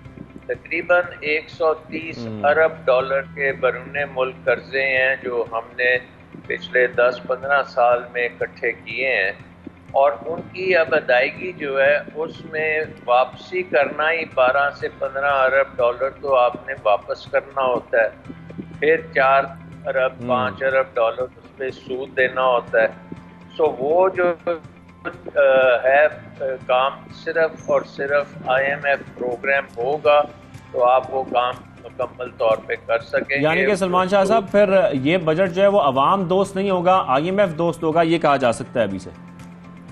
बिल्कुल, इसमें किसी को शक नहीं होना चाहिए कि ये अवाम दोस्त बजट होगा। ये बजट जो है ये आप एक किस्म का अपने आप को डिफ़ॉल्ट से बचाने के लिए अपने आप को इंटरनेशनल मार्केट्स में बहाल करने के लिए बनाना पड़ेगा, अदरवाइज हमारी श्रीलंका जैसी सिचुएशन बन सकती है। पाकिस्तान में इस वक्त जो है हमें तमाम वो चीज़ें करनी पड़ेंगी जिससे हमारी फजूल खर्चियाँ जो हैं वो ख़त्म हो, हम अपनी इकॉनमी में इंसेंटिव्स दें कि प्राइवेट सेक्टर बिल्कुल जो है फजूल खर्चा कम हो सलमान साहब। और जैसा कि हम देख रहे हैं इस वक्त मुल्क में लोड शेडिंग का मसला हो, पेट्रोलियम मसनूआत की कीमतें बढ़ रही हों, और दूसरी जानब जब ये भी बात की जाती है, ये भी इतलात आती है कि अभी तो IMF की जो असल शराइत हैं, जो असल डिमांड है वो तो बाकी है, तो फिर हमें ये समझ नहीं आती कि इस वक्त हम खड़े कहाँ हैं सर? देखिए, इस वक्त हम खड़े इस जगह पे हैं कि हमारी इकॉनमी जो है उसको हमने अनसस्टेनेबल बना दी है, और उसका नंबर 1 रीज़न जो है कि हमारा जो एनर्जी सेक्टर है, जिसमें ख़ास तौर पे पावर सेक्टर जिसको हम कहते हैं, उसको हमने पूरी तरह डिज़ाइन किया है और गलत डिसीजंस लिए हैं पिछले कम से कम 10-15 साल से, जिसका मतलब ये है कि इस वक्त हमारा जो पावर सेक्टर है उसमें ईंधन जो है वो इम्पोर्टेड है, और इसके साथ साथ हमने कोई डैम्स नहीं बनाए, हमने कोई अल्टरनेट एनर्जी जैसे सोलर है उस पर कोई काम नहीं किया। और ये जो है ये हमारी कुव्वत खरीद से बाहर है, और ये पहले दिन से हमें पता था। जब हम ये लंबी मुद्दत के कॉन्ट्रैक्ट्स कर रहे थे, 30-30 साल के कॉन्ट्रैक्ट्स कर रहे थे और बड़े बड़े रिटर्न्स दे रहे थे, और उस वक्त ने जो एनालिस्ट थे उन्होंने कहा था से करेंगे, क्योंकि हमारी इकोनॉमी जो है वो अगर ईंधन इंपोर्ट करेगी और हमारी एक्सपोर्ट्स है नहीं है, और ईंधन जो है वो इतना महंगा होगा कि हम एक्सपोर्ट्स भी नहीं कर सकते, तो इसकी तो एक क्राइसिस होना ही होना था। और अब वो क्राइसिस हो गया है। अब देखें आप, मीटिंग हुई है पिछले दिनों जहाँ वज़ीर आज़म ने कहा है कि मैं लोड शेडिंग 2 घंटे पे आप लेके जाएं, लेकिन वो 2 घंटे पे अगर आप लोड शेडिंग को लेके जाएंगे तो आप लेके जाएंगे बिल्कुल। और सलमान शाह साहब, यहाँ पर एक और बयान है मिफ्ता इस्माइल साहब का, जिसका भी हम जिक्र भी कर रहे थे, कि उन्होंने ये कहा है कि आलमी मंडी में अगर तेल की कीमतें अब बढ़ती हैं तो हमारे पास किसी किस्म के कोई पैसे नहीं रिलीफ देने के लिए। तो इसका मतलब है कि अगर आलमी सतह पर कीमतें बढ़ी तेल की, तो हमारे यहाँ जो प्रॉब्लम्स हैं, खासतौर पर जो पेट्रोल की प्राइसेस हैं, वो ऑटोमेटिकली ऊपर चली जाएंगी। फिर तो हम किसी किस्म का रिलीफ देने के लिए इस वक्त हालत में नहीं है। बिल्कुल, ये मुमकिन है। इस वक्त तेल की कीमत $125 के लगभग है। अगर ये खुदा न खास्ता $150 पे चली गई तो हमारी तमाम इकॉनमी जो है, बिजली का निज़ाम बैठ जाएगा, ट्रांसपोर्ट का निज़ाम बैठ जाएगा, कॉस्ट जो है इतनी बढ़ जाएंगी कि फैक्ट्रियाँ बंद हो सकती हैं। तो इस चीज़ से हमें बचने के लिए बहुत सख्त किस्म के इक़दाम करने की ज़रूरत है, जिसमें नंबर 1 है कि हम अपनी जो एनर्जी कंजम्पशन है इसको किसी तरह से कंट्रोल करें, इसको ज़्यादा एफिशिएंट करें, और जो हमारे पुराने मायदे हुए हैं किसी तरीके से उनसे थोड़ी बहुत रिलीफ लें, चोरी जो है उसको ख़त्म करें। तो बहुत से काम है। सो एजेंडा एक नहीं है। एजेंडा एक है कि IMF प्रोग्राम बहाल हो, और उसके साथ साथ आपको इमरजेंसी लेवल पे रिफॉर्म्स जिसको कहते हैं वो करने की ज़रूरत है। और रिफॉर्म्स में सबसे इम्पोर्टेंट जो है वो बिजली में है, और बिजली में चोरी है, बिजली में इनएफिशिएंसी है, उसको आपने दुरुस्त करना है। और ज़रा लंबी मुद्दत को अगर आप देखें तो फिर हुकूमत का जो रोल है हर चीज़ में, प्रोडक्शन में जो भी वो डिसीजंस लेते हैं, हमारी नौकरीशाही जो है, वो इस वक्त उनकी कैपेसिटी नहीं है इस इकॉनमी को चलाने की। तो उनका रोल हमें ख़त्म करना पड़ेगा। हमें प्राइवेटाइजेशन के लिए जाना पड़ेगा। बहुत से सफ़ेद हाथी हैं जिनको अब आपको प्राइवेटाइज करना पड़ेगा, और आपको हुकूमत का रोल छोटा करना है और प्राइवेट सेक्टर का रोल बड़ा करना है, और एक कंपेटिटिव मार्केट इकोनॉमी की तरफ जाना है। सो ये रिफॉर्म्स जो हैं ये अब करनी नागुज़ीर हैं। अनफॉर्चुनेटली हमारी जो हुकूमत है उसमें सर, आप इस वक्त क्या एक्सपेक्ट कर रहे हैं जो बजट आने वाला है? अगर हम उसकी थोड़ी सी ये बात कर लें कि आपकी क्या एक्सपेक्टेशन है कि ये आने वाले बजट में टैक्सेस जो है वो बेइंतहा लगने वाले हैं? किन सेक्टर्स में टैक्सेस ज्यादा लग सकते हैं, किन में कटौती हो सकती है, किन शोबों में खास तौर पर? इस हवाले से कुछ हमारे साथ शेयर कर सकते हैं आप, ताकि कुछ हमें इसकी इंफॉर्मेशन मिल सके। देखिए, टैक्सेस तो आपको पता है कि सेल्स टैक्स हर जगह पे है, और उसकी एक्सटेंशन जो है IMF प्रोग्राम में कोई एग्जेम्पशंस नहीं होनी चाहिए, और बहुत सी एग्जेम्पशंस ख़त्म की जाएंगी और नेट को बढ़ाने की बात की जाएगी। तो ये चीज़ें हम पहले भी करते रहे हैं और उनका कोई नताइज नहीं निकले। सो आई थिंक कि जो भी बजट आएगा, एक तो है कि उसमें अगर रिलीफ कोई दिखाई भी जाएगी तो वो कागजी रिलीफ होगी, वो एक्चुअल में आप नहीं कर सकते।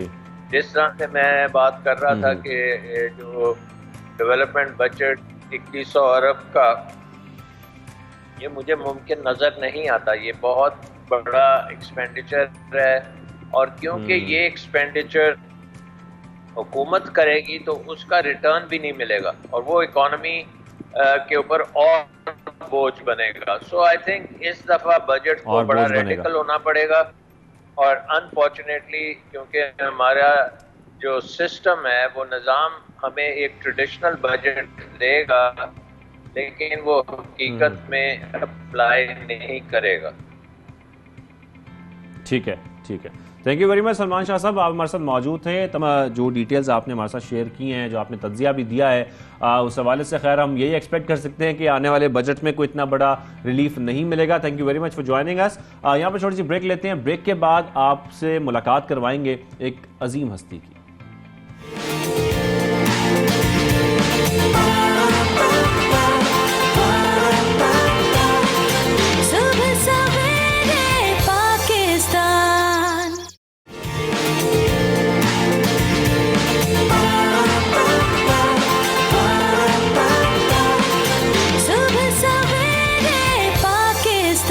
Welcome back. आप देख रहे हैं सुबह सवेरे पाकिस्तान और हमने आपसे वादा किया था कि आपकी मुलाकात कराएंगे एक अजीम हस्ती से। वो अजीम हस्ती माँ है जो कि दुनिया की अजीम तरीन हस्ती है और जब ज़रूरत पड़ती है तो वो हर मंजिल पार कर जाती है। हर मुश्किल उसके लिए किसी किस्म की कोई मुश्किलात आए भी सामने तो वो उसको लड़ने के लिए तैयार होती है। तो जिस खातून का हम जिक्र कर रहे हैं, बच्चों की कफ़ालत करने के लिए मैदान में वो उतरी और वैसे अगर उनका हम जिक्र करें तो वो एक प्रोफेशनल शेफ़ हैं और प्रोफेशनल शेफ़ होने के बावजूद उनको ये मजबूर हो गई वो कि अपना उनको काम शुरू करना पड़ा बच्चों की कफ़ालत करने के लिए, उनकी देखभाल करने के लिए, उनकी अच्छी परवरिश के लिए।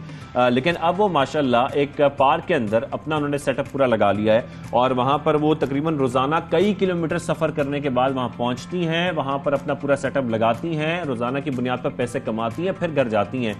लेकिन ये एक माँ के लिए कितना मुश्किल है अपने घर से निकल के इतनी दूर जाना, अपना सामान साथ लेकर जाना, फिर वहाँ पूरा सेटअप लगाकर लोगों को चीज़ें फ़रोख्त करना। उनके जो स्टॉल हैं वो असल में एक फूड स्टॉल है जहाँ पर कुछ फ्रेंच फ्राइज़ होते हैं, कुछ समोसे होते हैं, बहुत सारी चीज़ें होती हैं। लेकिन ऐसी क्या सूरत हाल बनी, ऐसे क्या हालात हो गए कि रिज़्क़ हलाल कमाने के लिए उनको बाहर सड़कों पर निकलना पड़ा, बच्चों की देखभाल के लिए, बच्चों की कफ़ालत के लिए उनको बाहर जाना पड़ा। इन्हीं हालात पर आज उनसे हम बात करेंगे और ये जानने की कोशिश करेंगे कि इस वक्त जो वो काम कर रही हैं उससे कितने पैसे कमा लेती हैं। क्योंकि हुआ कुछ यूँ था कि कोरोना की वजह से हमने देखा कि तो बहुत सारे लोग परेशान थे, कोरोना की वजह से उनकी भी जॉब चली गई थी। तो आपकी मुलाकात कराते हैं, उनके सफ़र के बारे में जानते हैं। आज हमें सबसे पहले पाकिस्तान में ज्वाइन अरीबा साहिबा ने। अस्सलाम वालेकुम, कैसी हैं आप? ठीक ठाक हैं? थैंक यू वेरी मच, आप हमारे स्टूडियो आई और हमें ज्वाइन किया। आपकी स्टोरी मैं यहाँ पर देख भी रहा था लेकिन मैं आपकी ज़बानी सुनना चाहता हूँ। हालात वाकई कोविड का जब हम जिक्र करते हैं बहुत सारे लोग बहुत परेशान थे और परेशानियां ऐसी थीं कि किसी की जॉब चली गई, किसी का कारोबार मुतासर हो गया। आपके क्या हालात हुए, आपकी क्या कहानी है?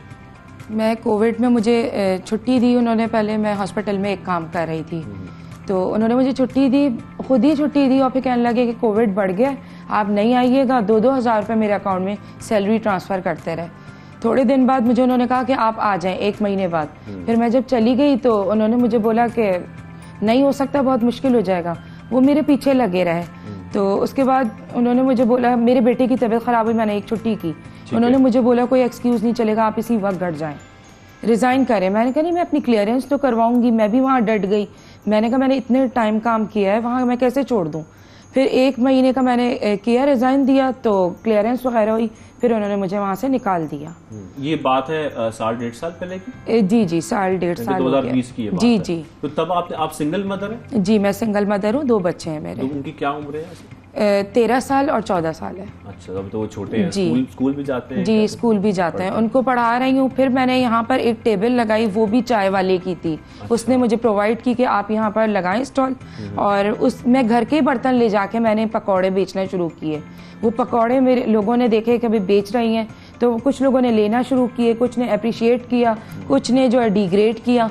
वहाँ से किसी ने एक वीडियो मेरी वायरल की तो ट्रस्ट वालों ने आए मेरे पास और उन्होंने मुझे कियोस्क प्रोवाइड किया फ्राइज़ का।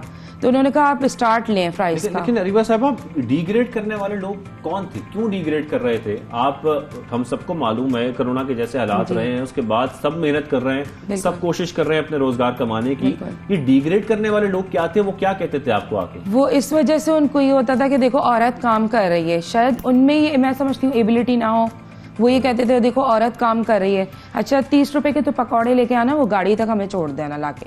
तो आपको कहते हैं? जी मुझे कहते थे। मैं कहती थी मेरे पास कोई सर्विस देने वाला नहीं है, ना मैं ये कर सकती हूँ।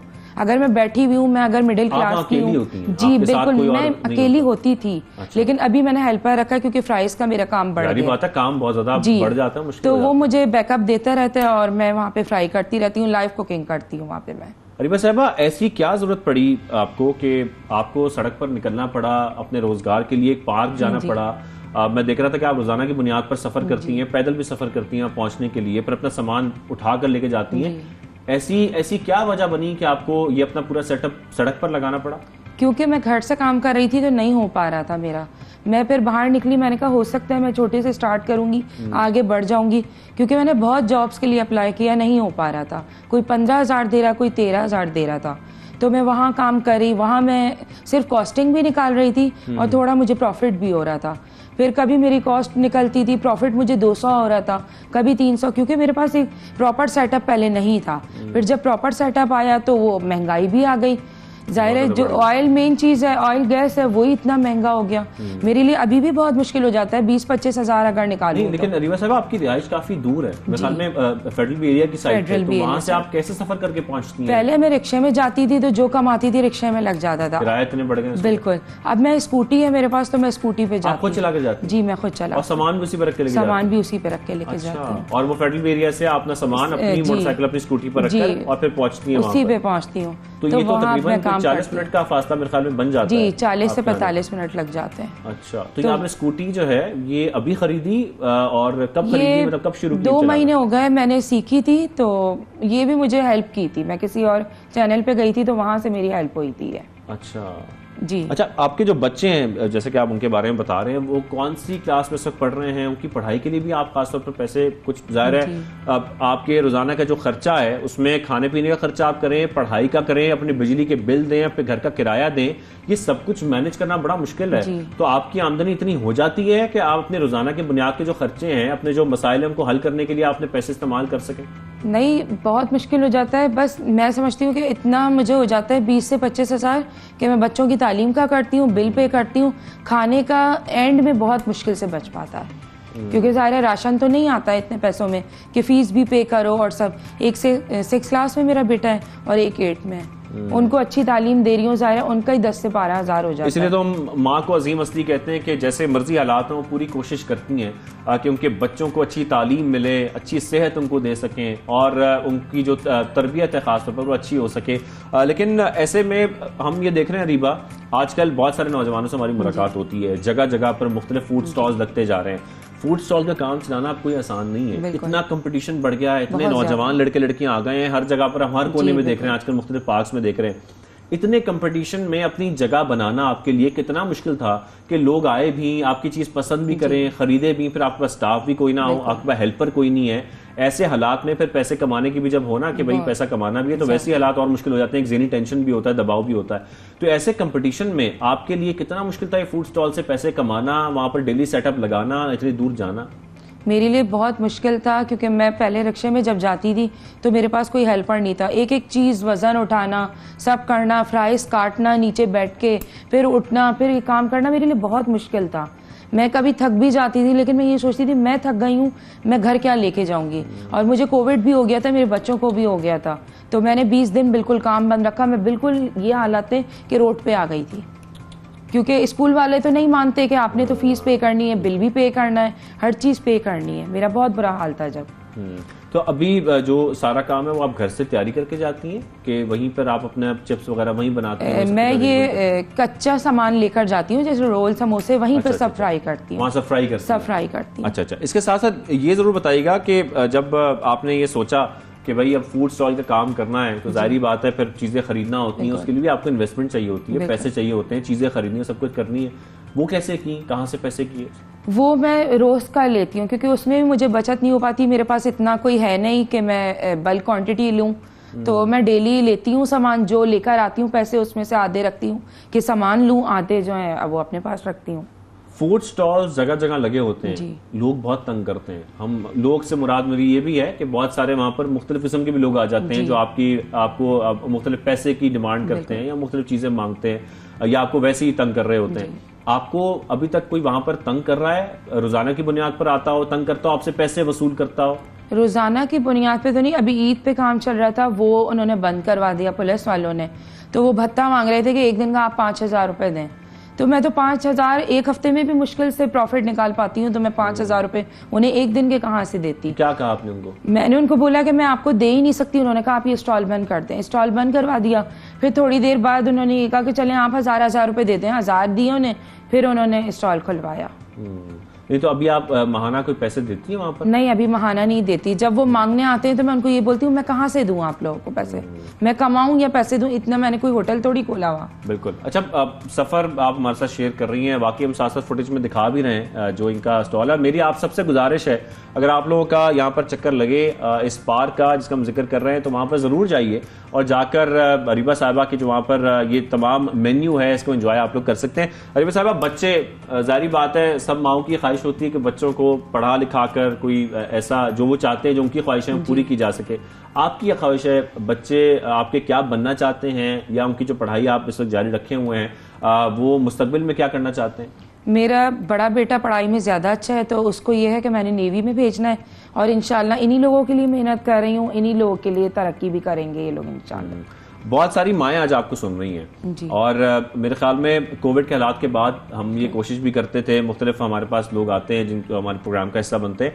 बहुत सारी माएँ आज आपको देख रही हैं जो शायद हिम्मत नहीं कर पाती, वो थोड़ी मोटिवेशन नहीं मिलती, काम वो भी करना चाहती हैं, मुश्किलात उनकी भी हैं, रोजगार वो भी कमाना चाहती हैं। आज आपको बहुत सारे लोग सुन रहे हैं, आपको मोटिवेशन कहाँ से मिली, पहले तो ये जरूर बताइएगा, और उनको आप क्या कहना चाहेंगी कि माँ को फिर हिम्मत कैसे करनी पड़ेगी कि बाहर निकल के वो भी अगर काम करना चाहती हैं तो वो कर सकें आसानी से? मोटिवेशन तो मुझे उस वक्त तो नहीं थी, मैं चुपके चुपके से पहले निकल के जाती थी घर से कि मैं काम देखने जा रही हूँ। एक लड़के को मैंने ठेला दिलवाया और उसके ठेले के साथ मैं जाती थी क्लिफ्टन साइड पर, और मैं चुपके चुपके से साइड पे बैठती थी, कोई मुझे देख ना ले। कोई मुझे देख ना ले, क्योंकि वो ठेला था। ठेले पे मैंने फ्रायर उसको दिलवाया। मैंने कहा ऐसे लगाते हैं, हम दोनों चलते हैं, जगह देखते रहेंगे। मैं यहाँ से गुजर रही थी सिविल लाइन से, तो मुझे एक सुजुकी दिखी चाय वाले की। मैंने कहा चल के देखते हैं, अगर कोई भगाएगा नहीं, चलाते हैं काम। तो इस तरह से मैंने काम शुरू किया, और मुझे ये है कि पेरेंट्स की अपने बैक सपोर्ट है, तो वो मेरे बच्चे रखते हैं तो मैं बाहर निकल के काम करती हूँ। जो नहीं कर पाता मैं उनको ये कहती हूँ, अगर बैक सपोर्ट नहीं है आप घर में काम करें, ट्यूशन पढ़ाएं, सिलाई कढ़ाई करें, क्योंकि देखें औरतें भी मर्दों से पीछे नहीं है, और इतनी हिम्मत ताकत औरतों में भी है कि वो मर्दों से ज्यादा या मर्दों के शाना बशाना काम कर सकती है। Thank you very much Areeba Sahiba, आपने हमें ज्वाइन किया, और आपकी स्टोरी ख्याल में बहुत सारे लोगों के लिए इंस्पिरेशन होगी, और हम उम्मीद करते हैं कि आपका काम ऐसे ही चले और आगे भी ये काम बढ़ता जाए, और आपकी जो आमदनी है उसमें भी इजाफा हो, आपकी मुश्किलात भी कम हो। थैंक यू वेरी मच, आपने हमें ज्वाइन किया। अरीबा साहिबा हमारे साथ मौजूद थी, और अपनी जो उन्होंने कहानी सुनाई है, इससे वाकई हमें अंदाजा होता है कि कोविड के दिनों में खासतौर पर जब लोगों के हालात बहुत ज़्यादा ख़राब हो गए थे, तो लोगों ने सड़कों पर निकल के, माओं ने, बहनों ने, बेटियों ने, सबने काम किया और कोशिश की कि वो अपना रोजगार कमा सके। एक सिंगल मदर के लिए बड़ा मुश्किल होता है रोजगार कमाना। खैर, ये तो स्टोरी हमने आपसे शेयर की, लेकिन मुलाकात आपकी किसी और से भी करवानी है, और प्रोग्राम में आगे चलकर उनसे ही मुलाकात आप ही करवाते हैं, क्योंकि हम हुसैन बोल्ट का नाम बहुत सुन चुके हैं, और जब उनका जिक्र आता है तो हमें ये पता लगता है कि भाई सबसे तेज तरीन शख्स दुनिया का कौन है, तो हुसैन बोल्ट का जिक्र हम करते हैं। लेकिन रफ्तार के खूब चर्चे किसी और के भी हो रहे हैं। वो किसके हो रहे हैं? ये बलोच बोल्ट कहलाने वाले एक एथलीट हैं जिनका नाम है अब्दुल मुईद बलोच, और गुज़िश्ता दिनों दूसरे इमाम रज़ा इंटरनेशनल एथलेटिक्स टूर्नामेंट में सिल्वर मेडल उन्होंने जीता है, और इनको बड़ा सराहा भी जा रहा है, सोशल मीडिया पर बड़े वायरल भी हो रहे हैं। तो हुसैन बोल्ट के साथ हम जिक्र कर रहे हैं बलोच बोल्ट का, इनसे आपकी मुलाकात भी करवाते हैं और जानने की कोशिश करते हैं कि ये कितने तेज़ हैं, क्या वाकई ये भी उनके मुकाबले के हैं नहीं, क्योंकि 400 मीटर कैटेगरी में मुईद ने 45.73 सेकंड्स में रेस मुकम्मल की है, जो कि एक कौमी रिकॉर्ड ही बन चुका है। तो मुईद से मुलाकात करने के लिए हमने उनसे रब्ता भी किया है। अस्सलाम वालेकुम, कैसे हैं आप मुईद? उम्मीद है खैरियत से होंगे, ठीक ठाक होंगे। सबसे पहले तो आपको बहुत बहुत मुबारकबाद जो आपने एक कौमी रिकॉर्ड ही बनाया है, लेकिन कौन सा नया रिकॉर्ड बनाया है आपने अभी रिसेंटली, वो भी हमारे साथ ज़रा शेयर करें ना। जी थैंक यू सो मच, आपने मुझे अपने शो में बुलाया। जैसे अभी बड़ा सोशल मीडिया में लोग मुझे जान रहे हैं, मुझे पहचान रहे हैं, मुझे बहुत खुशी हो रही है। अभी मैं ईरान गया था, जैसे आप सब लोग को पता है, वहाँ पे जो मेरा 400 मीटर में पाकिस्तान का जो रिकॉर्ड है वो मैंने ब्रेक किया। वहाँ पे पहले का रिकॉर्ड था 46.75, जो अभी मैंने नया रिकॉर्ड बनाया वो 46.70 जो मैंने नया रिकॉर्ड बनाया पाकिस्तान। वैसे मैं मोहित बड़ा हैरान हुआ था ये बलोच बोल्ट सुन के, तो ये नाम आपका किसने रखा या किसने दिया? ये आप देखें, जब एथलेटिक मैंने शुरू किया तो मैंने कोचेस ने मुझे बताया कि यूसेन बोल्ट के वीडियोस वगैरह देखो, उसके चीज़ें करो। तो मैंने यूसेन बोल्ट के वीडियोस देखने शुरू किए, तो मैं ट्रेनिंग में भी वो चीज़ अप्लाई करता था, उसकी रनिंग स्टाइल, उसकी बिल्कुल जो जिस तरह भागता था वो। तो फिर जब मैं खेलने गया इस्लामाबाद, लाहौर, तो वहाँ के जो मेरे कंपटीटर थे वो मुझे देखते थे भागते हुए, तो मुझे उन्होंने बताया कि यार आप तो बिल्कुल बोल्ट की तरह भागते हो। तो मुझे अच्छा लगा वो सुन के। तो कुछ लोग मुझे बलोच कहते थे, तो ये नाम यही वजह है बलोच बोल्ट के आपके इस वक्त खूब चर्चे हो रहे हैं सोशल मीडिया पर भी। लेकिन ज़रा मुझे ये बताएं कि हम अक्सर एथलीट से बात करते हैं और हमें बड़ा दुख भी होता है इस बात का कि उनको सहूलियात मैसर नहीं होती, और जो मुनासिब सहूलियात हैं वो मैसर नहीं होती। वो शिकायत भी करते नज़र आते हैं, ये शिकवा भी करते हैं।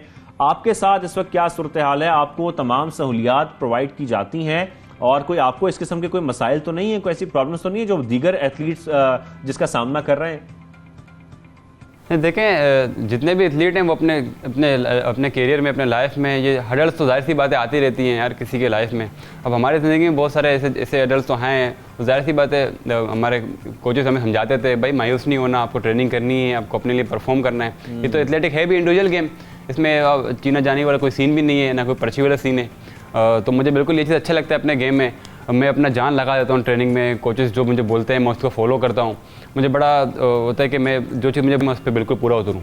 अच्छा, आपकी आजकल किसी से दोस्ती है, वो भी उसके भी बड़े चर्चे हो रहे हैं। हम शाहनवाज दहानी की बात कर रहे हैं, उनके साथ आपकी एक वीडियो भी वायरल हुई है, तो ज़रा ये बताएं उनसे दोस्ती आपकी कैसे हो गई, कहाँ हो गई, क्या वो भी आपके साथ कहीं रनिंग शनिंग करते हैं? शाहनवाज दानी का जो छोटा भाई है मखमूर, वो हमारे क्लब में आके ट्रेनिंग करता है। तो अच्छा, मखमूर जब हमारे पास ट्रेनिंग करता तो उसने आई थिंक शाहनवाज दानी को मेरे बारे में बताया था कि इस तरह का लड़का है, वो हमारे पास ट्रेनिंग कर रहा है, पाकिस्तान का चैंपियन है, इस तरह। तो बीच में PSL भी उस वक्त हो रहा था उसी दौरान। तो जब शाहनवाज दानी ने जब विकेट लिया तो वो भागते हुए स्पीड में गया, आप लोगों को सबको याद होगा। तो उसने ट्वीट किया। जब उसने ट्वीट किया तो फिर मैंने ट्वीट देखा। मैंने असल में मैं सोशल मीडिया बहुत कम देखता हूँ ना, पर मुझे लोगों ने बताया कि शाहनवाज दानी ने आपको ट्वीट किया है। तो फिर मैंने जाके देखा, वाकई में उसने ट्वीट किया हुआ था। तो उसने लिखा हुआ था कि मैं इतना तेज़ भाग रहा हूँ, बलोच बोल्ट आप क्या कहते हो कि मैं 2024 के ओलंपिक में भाग सकता हूँ? तो फिर मैंने उसको नीचे रिप्लाई किया कि यार शाहनवाज दानी, मैंने आप में टैलेंट देखा, आप टैलेंटेड हो, आप पहले मुझे बीट करो। तो उसने बोला आई एम कमिंग, मतलब उसने कह रहा मैं रेडी हूँ आपके साथ भागने के लिए। तो फिर मैंने उसको बड़ा, फिर उससे जब मखमूर से मैंने नंबर लिया, उससे बातचीत हुई, मैंने उसको कहा था कि आप आ जाओ, मैं रेडी हूँ। तो फिर उन्होंने बोला कि यार आपका जो गेम है बड़ा मुश्किल है, तो मैं ट्रेनिंग करूँगा। तो बीच में जब मैं ईरान के लिए जब जा रहा था तो उसने मुझे बिल्कुल लास्ट टाइम कॉल किया कि बताया कि मैं आपके पास आपसे मिलने आ रहा हूँ। तो मैंने कोचेस को बताया, तो फिर वो आए मुझसे मिले। तो बाकी न्यूज़ वाले भी मेरे पास आए हुए थे कि मैं जा रहा हूँ ईरान, तो उसके लिए भी आए थे, उससे वो हमारी मुलाकात हुई। अभी बड़ी इंटरेस्टिंग स्टोरीज हमारे साथ आप शेयर कर रहे हैं, लेकिन अभी मेरे ख्याल में, मेरा यकीन है कि आपको इस वक्त टक्कर देने वाला फिलहाल तो कोई भी नहीं है पाकिस्तान में, खासतौर पर अगर हम बात करें तो। बतौर एथलीट आप क्या समझते हैं कि अपनी परफॉर्मेंस को आप मजीद बेहतर कैसे कर सकते हैं ताकि इंटरनेशनली भी आप लोगों को जो है वो हरा सकें और दुनिया के फास्टेस्ट जो है वो बलोच बोल्ट बने? देखिए, मैं 6 साल से जो मेहनत कर रहा हूँ ना, तो हमारे फील्ड में ये है कि आप अपना फोकस रखो, अपना खुश रहो, अपनी डाइट पे फोकस रखो, अपनी ट्रेनिंग पे फोकस रखो। ये सब चीज़ें मैं 6 साल से कर रहा हूँ, इसके रिजल्ट आप अभी देख रहे हैं। क्योंकि ये हमारा गेम ऐसा है कि आप एकदम से आकर 1 साल में आप मेहनत करोगे, आप बोलोगे यार मैं जीत क्यों नहीं रहा। इसमें ये नहीं होता, आप लगे रहते हो, मेहनत करते रहते हो। क्योंकि बाहर के लोगों ने रिसर्च किया कि इसमें यह है कि एक एथलीट 10 साल मेहनत करता है ना, 10 साल के बाद वो एक वर्ल्ड चैंपियन बनता है। तो आप सोचें कि मैं 6 साल से लगा हुआ हूँ, मैं 6 साल के बाद मैंने पाकिस्तान का रिकॉर्ड तोड़ा है। तो मैं इंशाल्लाह अभी जो मेरा रिकॉर्ड मैंने ब्रेक किया ना, जो पहले वालों का रिकॉर्ड था, उनका एज काफ़ी ज़्यादा था। मैं अल्हम्दुलिल्लाह यंग हूँ, तो मैं कोशिश करूँगा दोबारा इस रिकॉर्ड को अच्छा से अच्छा रिकॉर्ड आपको मजीद कामयाबियाँ दे। बलोच बोल्ट हमारे साथ मौजूद थे, हमें भी उनको देख के बड़ी मोटिवेशन मिल रही है कि पाकिस्तान में वो इस तरीके से कामयाबी हासिल कर रहे हैं, मजीद भी कामयाबियाँ समेटे दुनिया भर में। प्रोग्राम का वक्त खत्म होता है, इंशाल्लाह मुलाकात होगी आपसे कल। जब तक के लिए इजाज़त दीजिए, अल्लाह हाफ़िज़।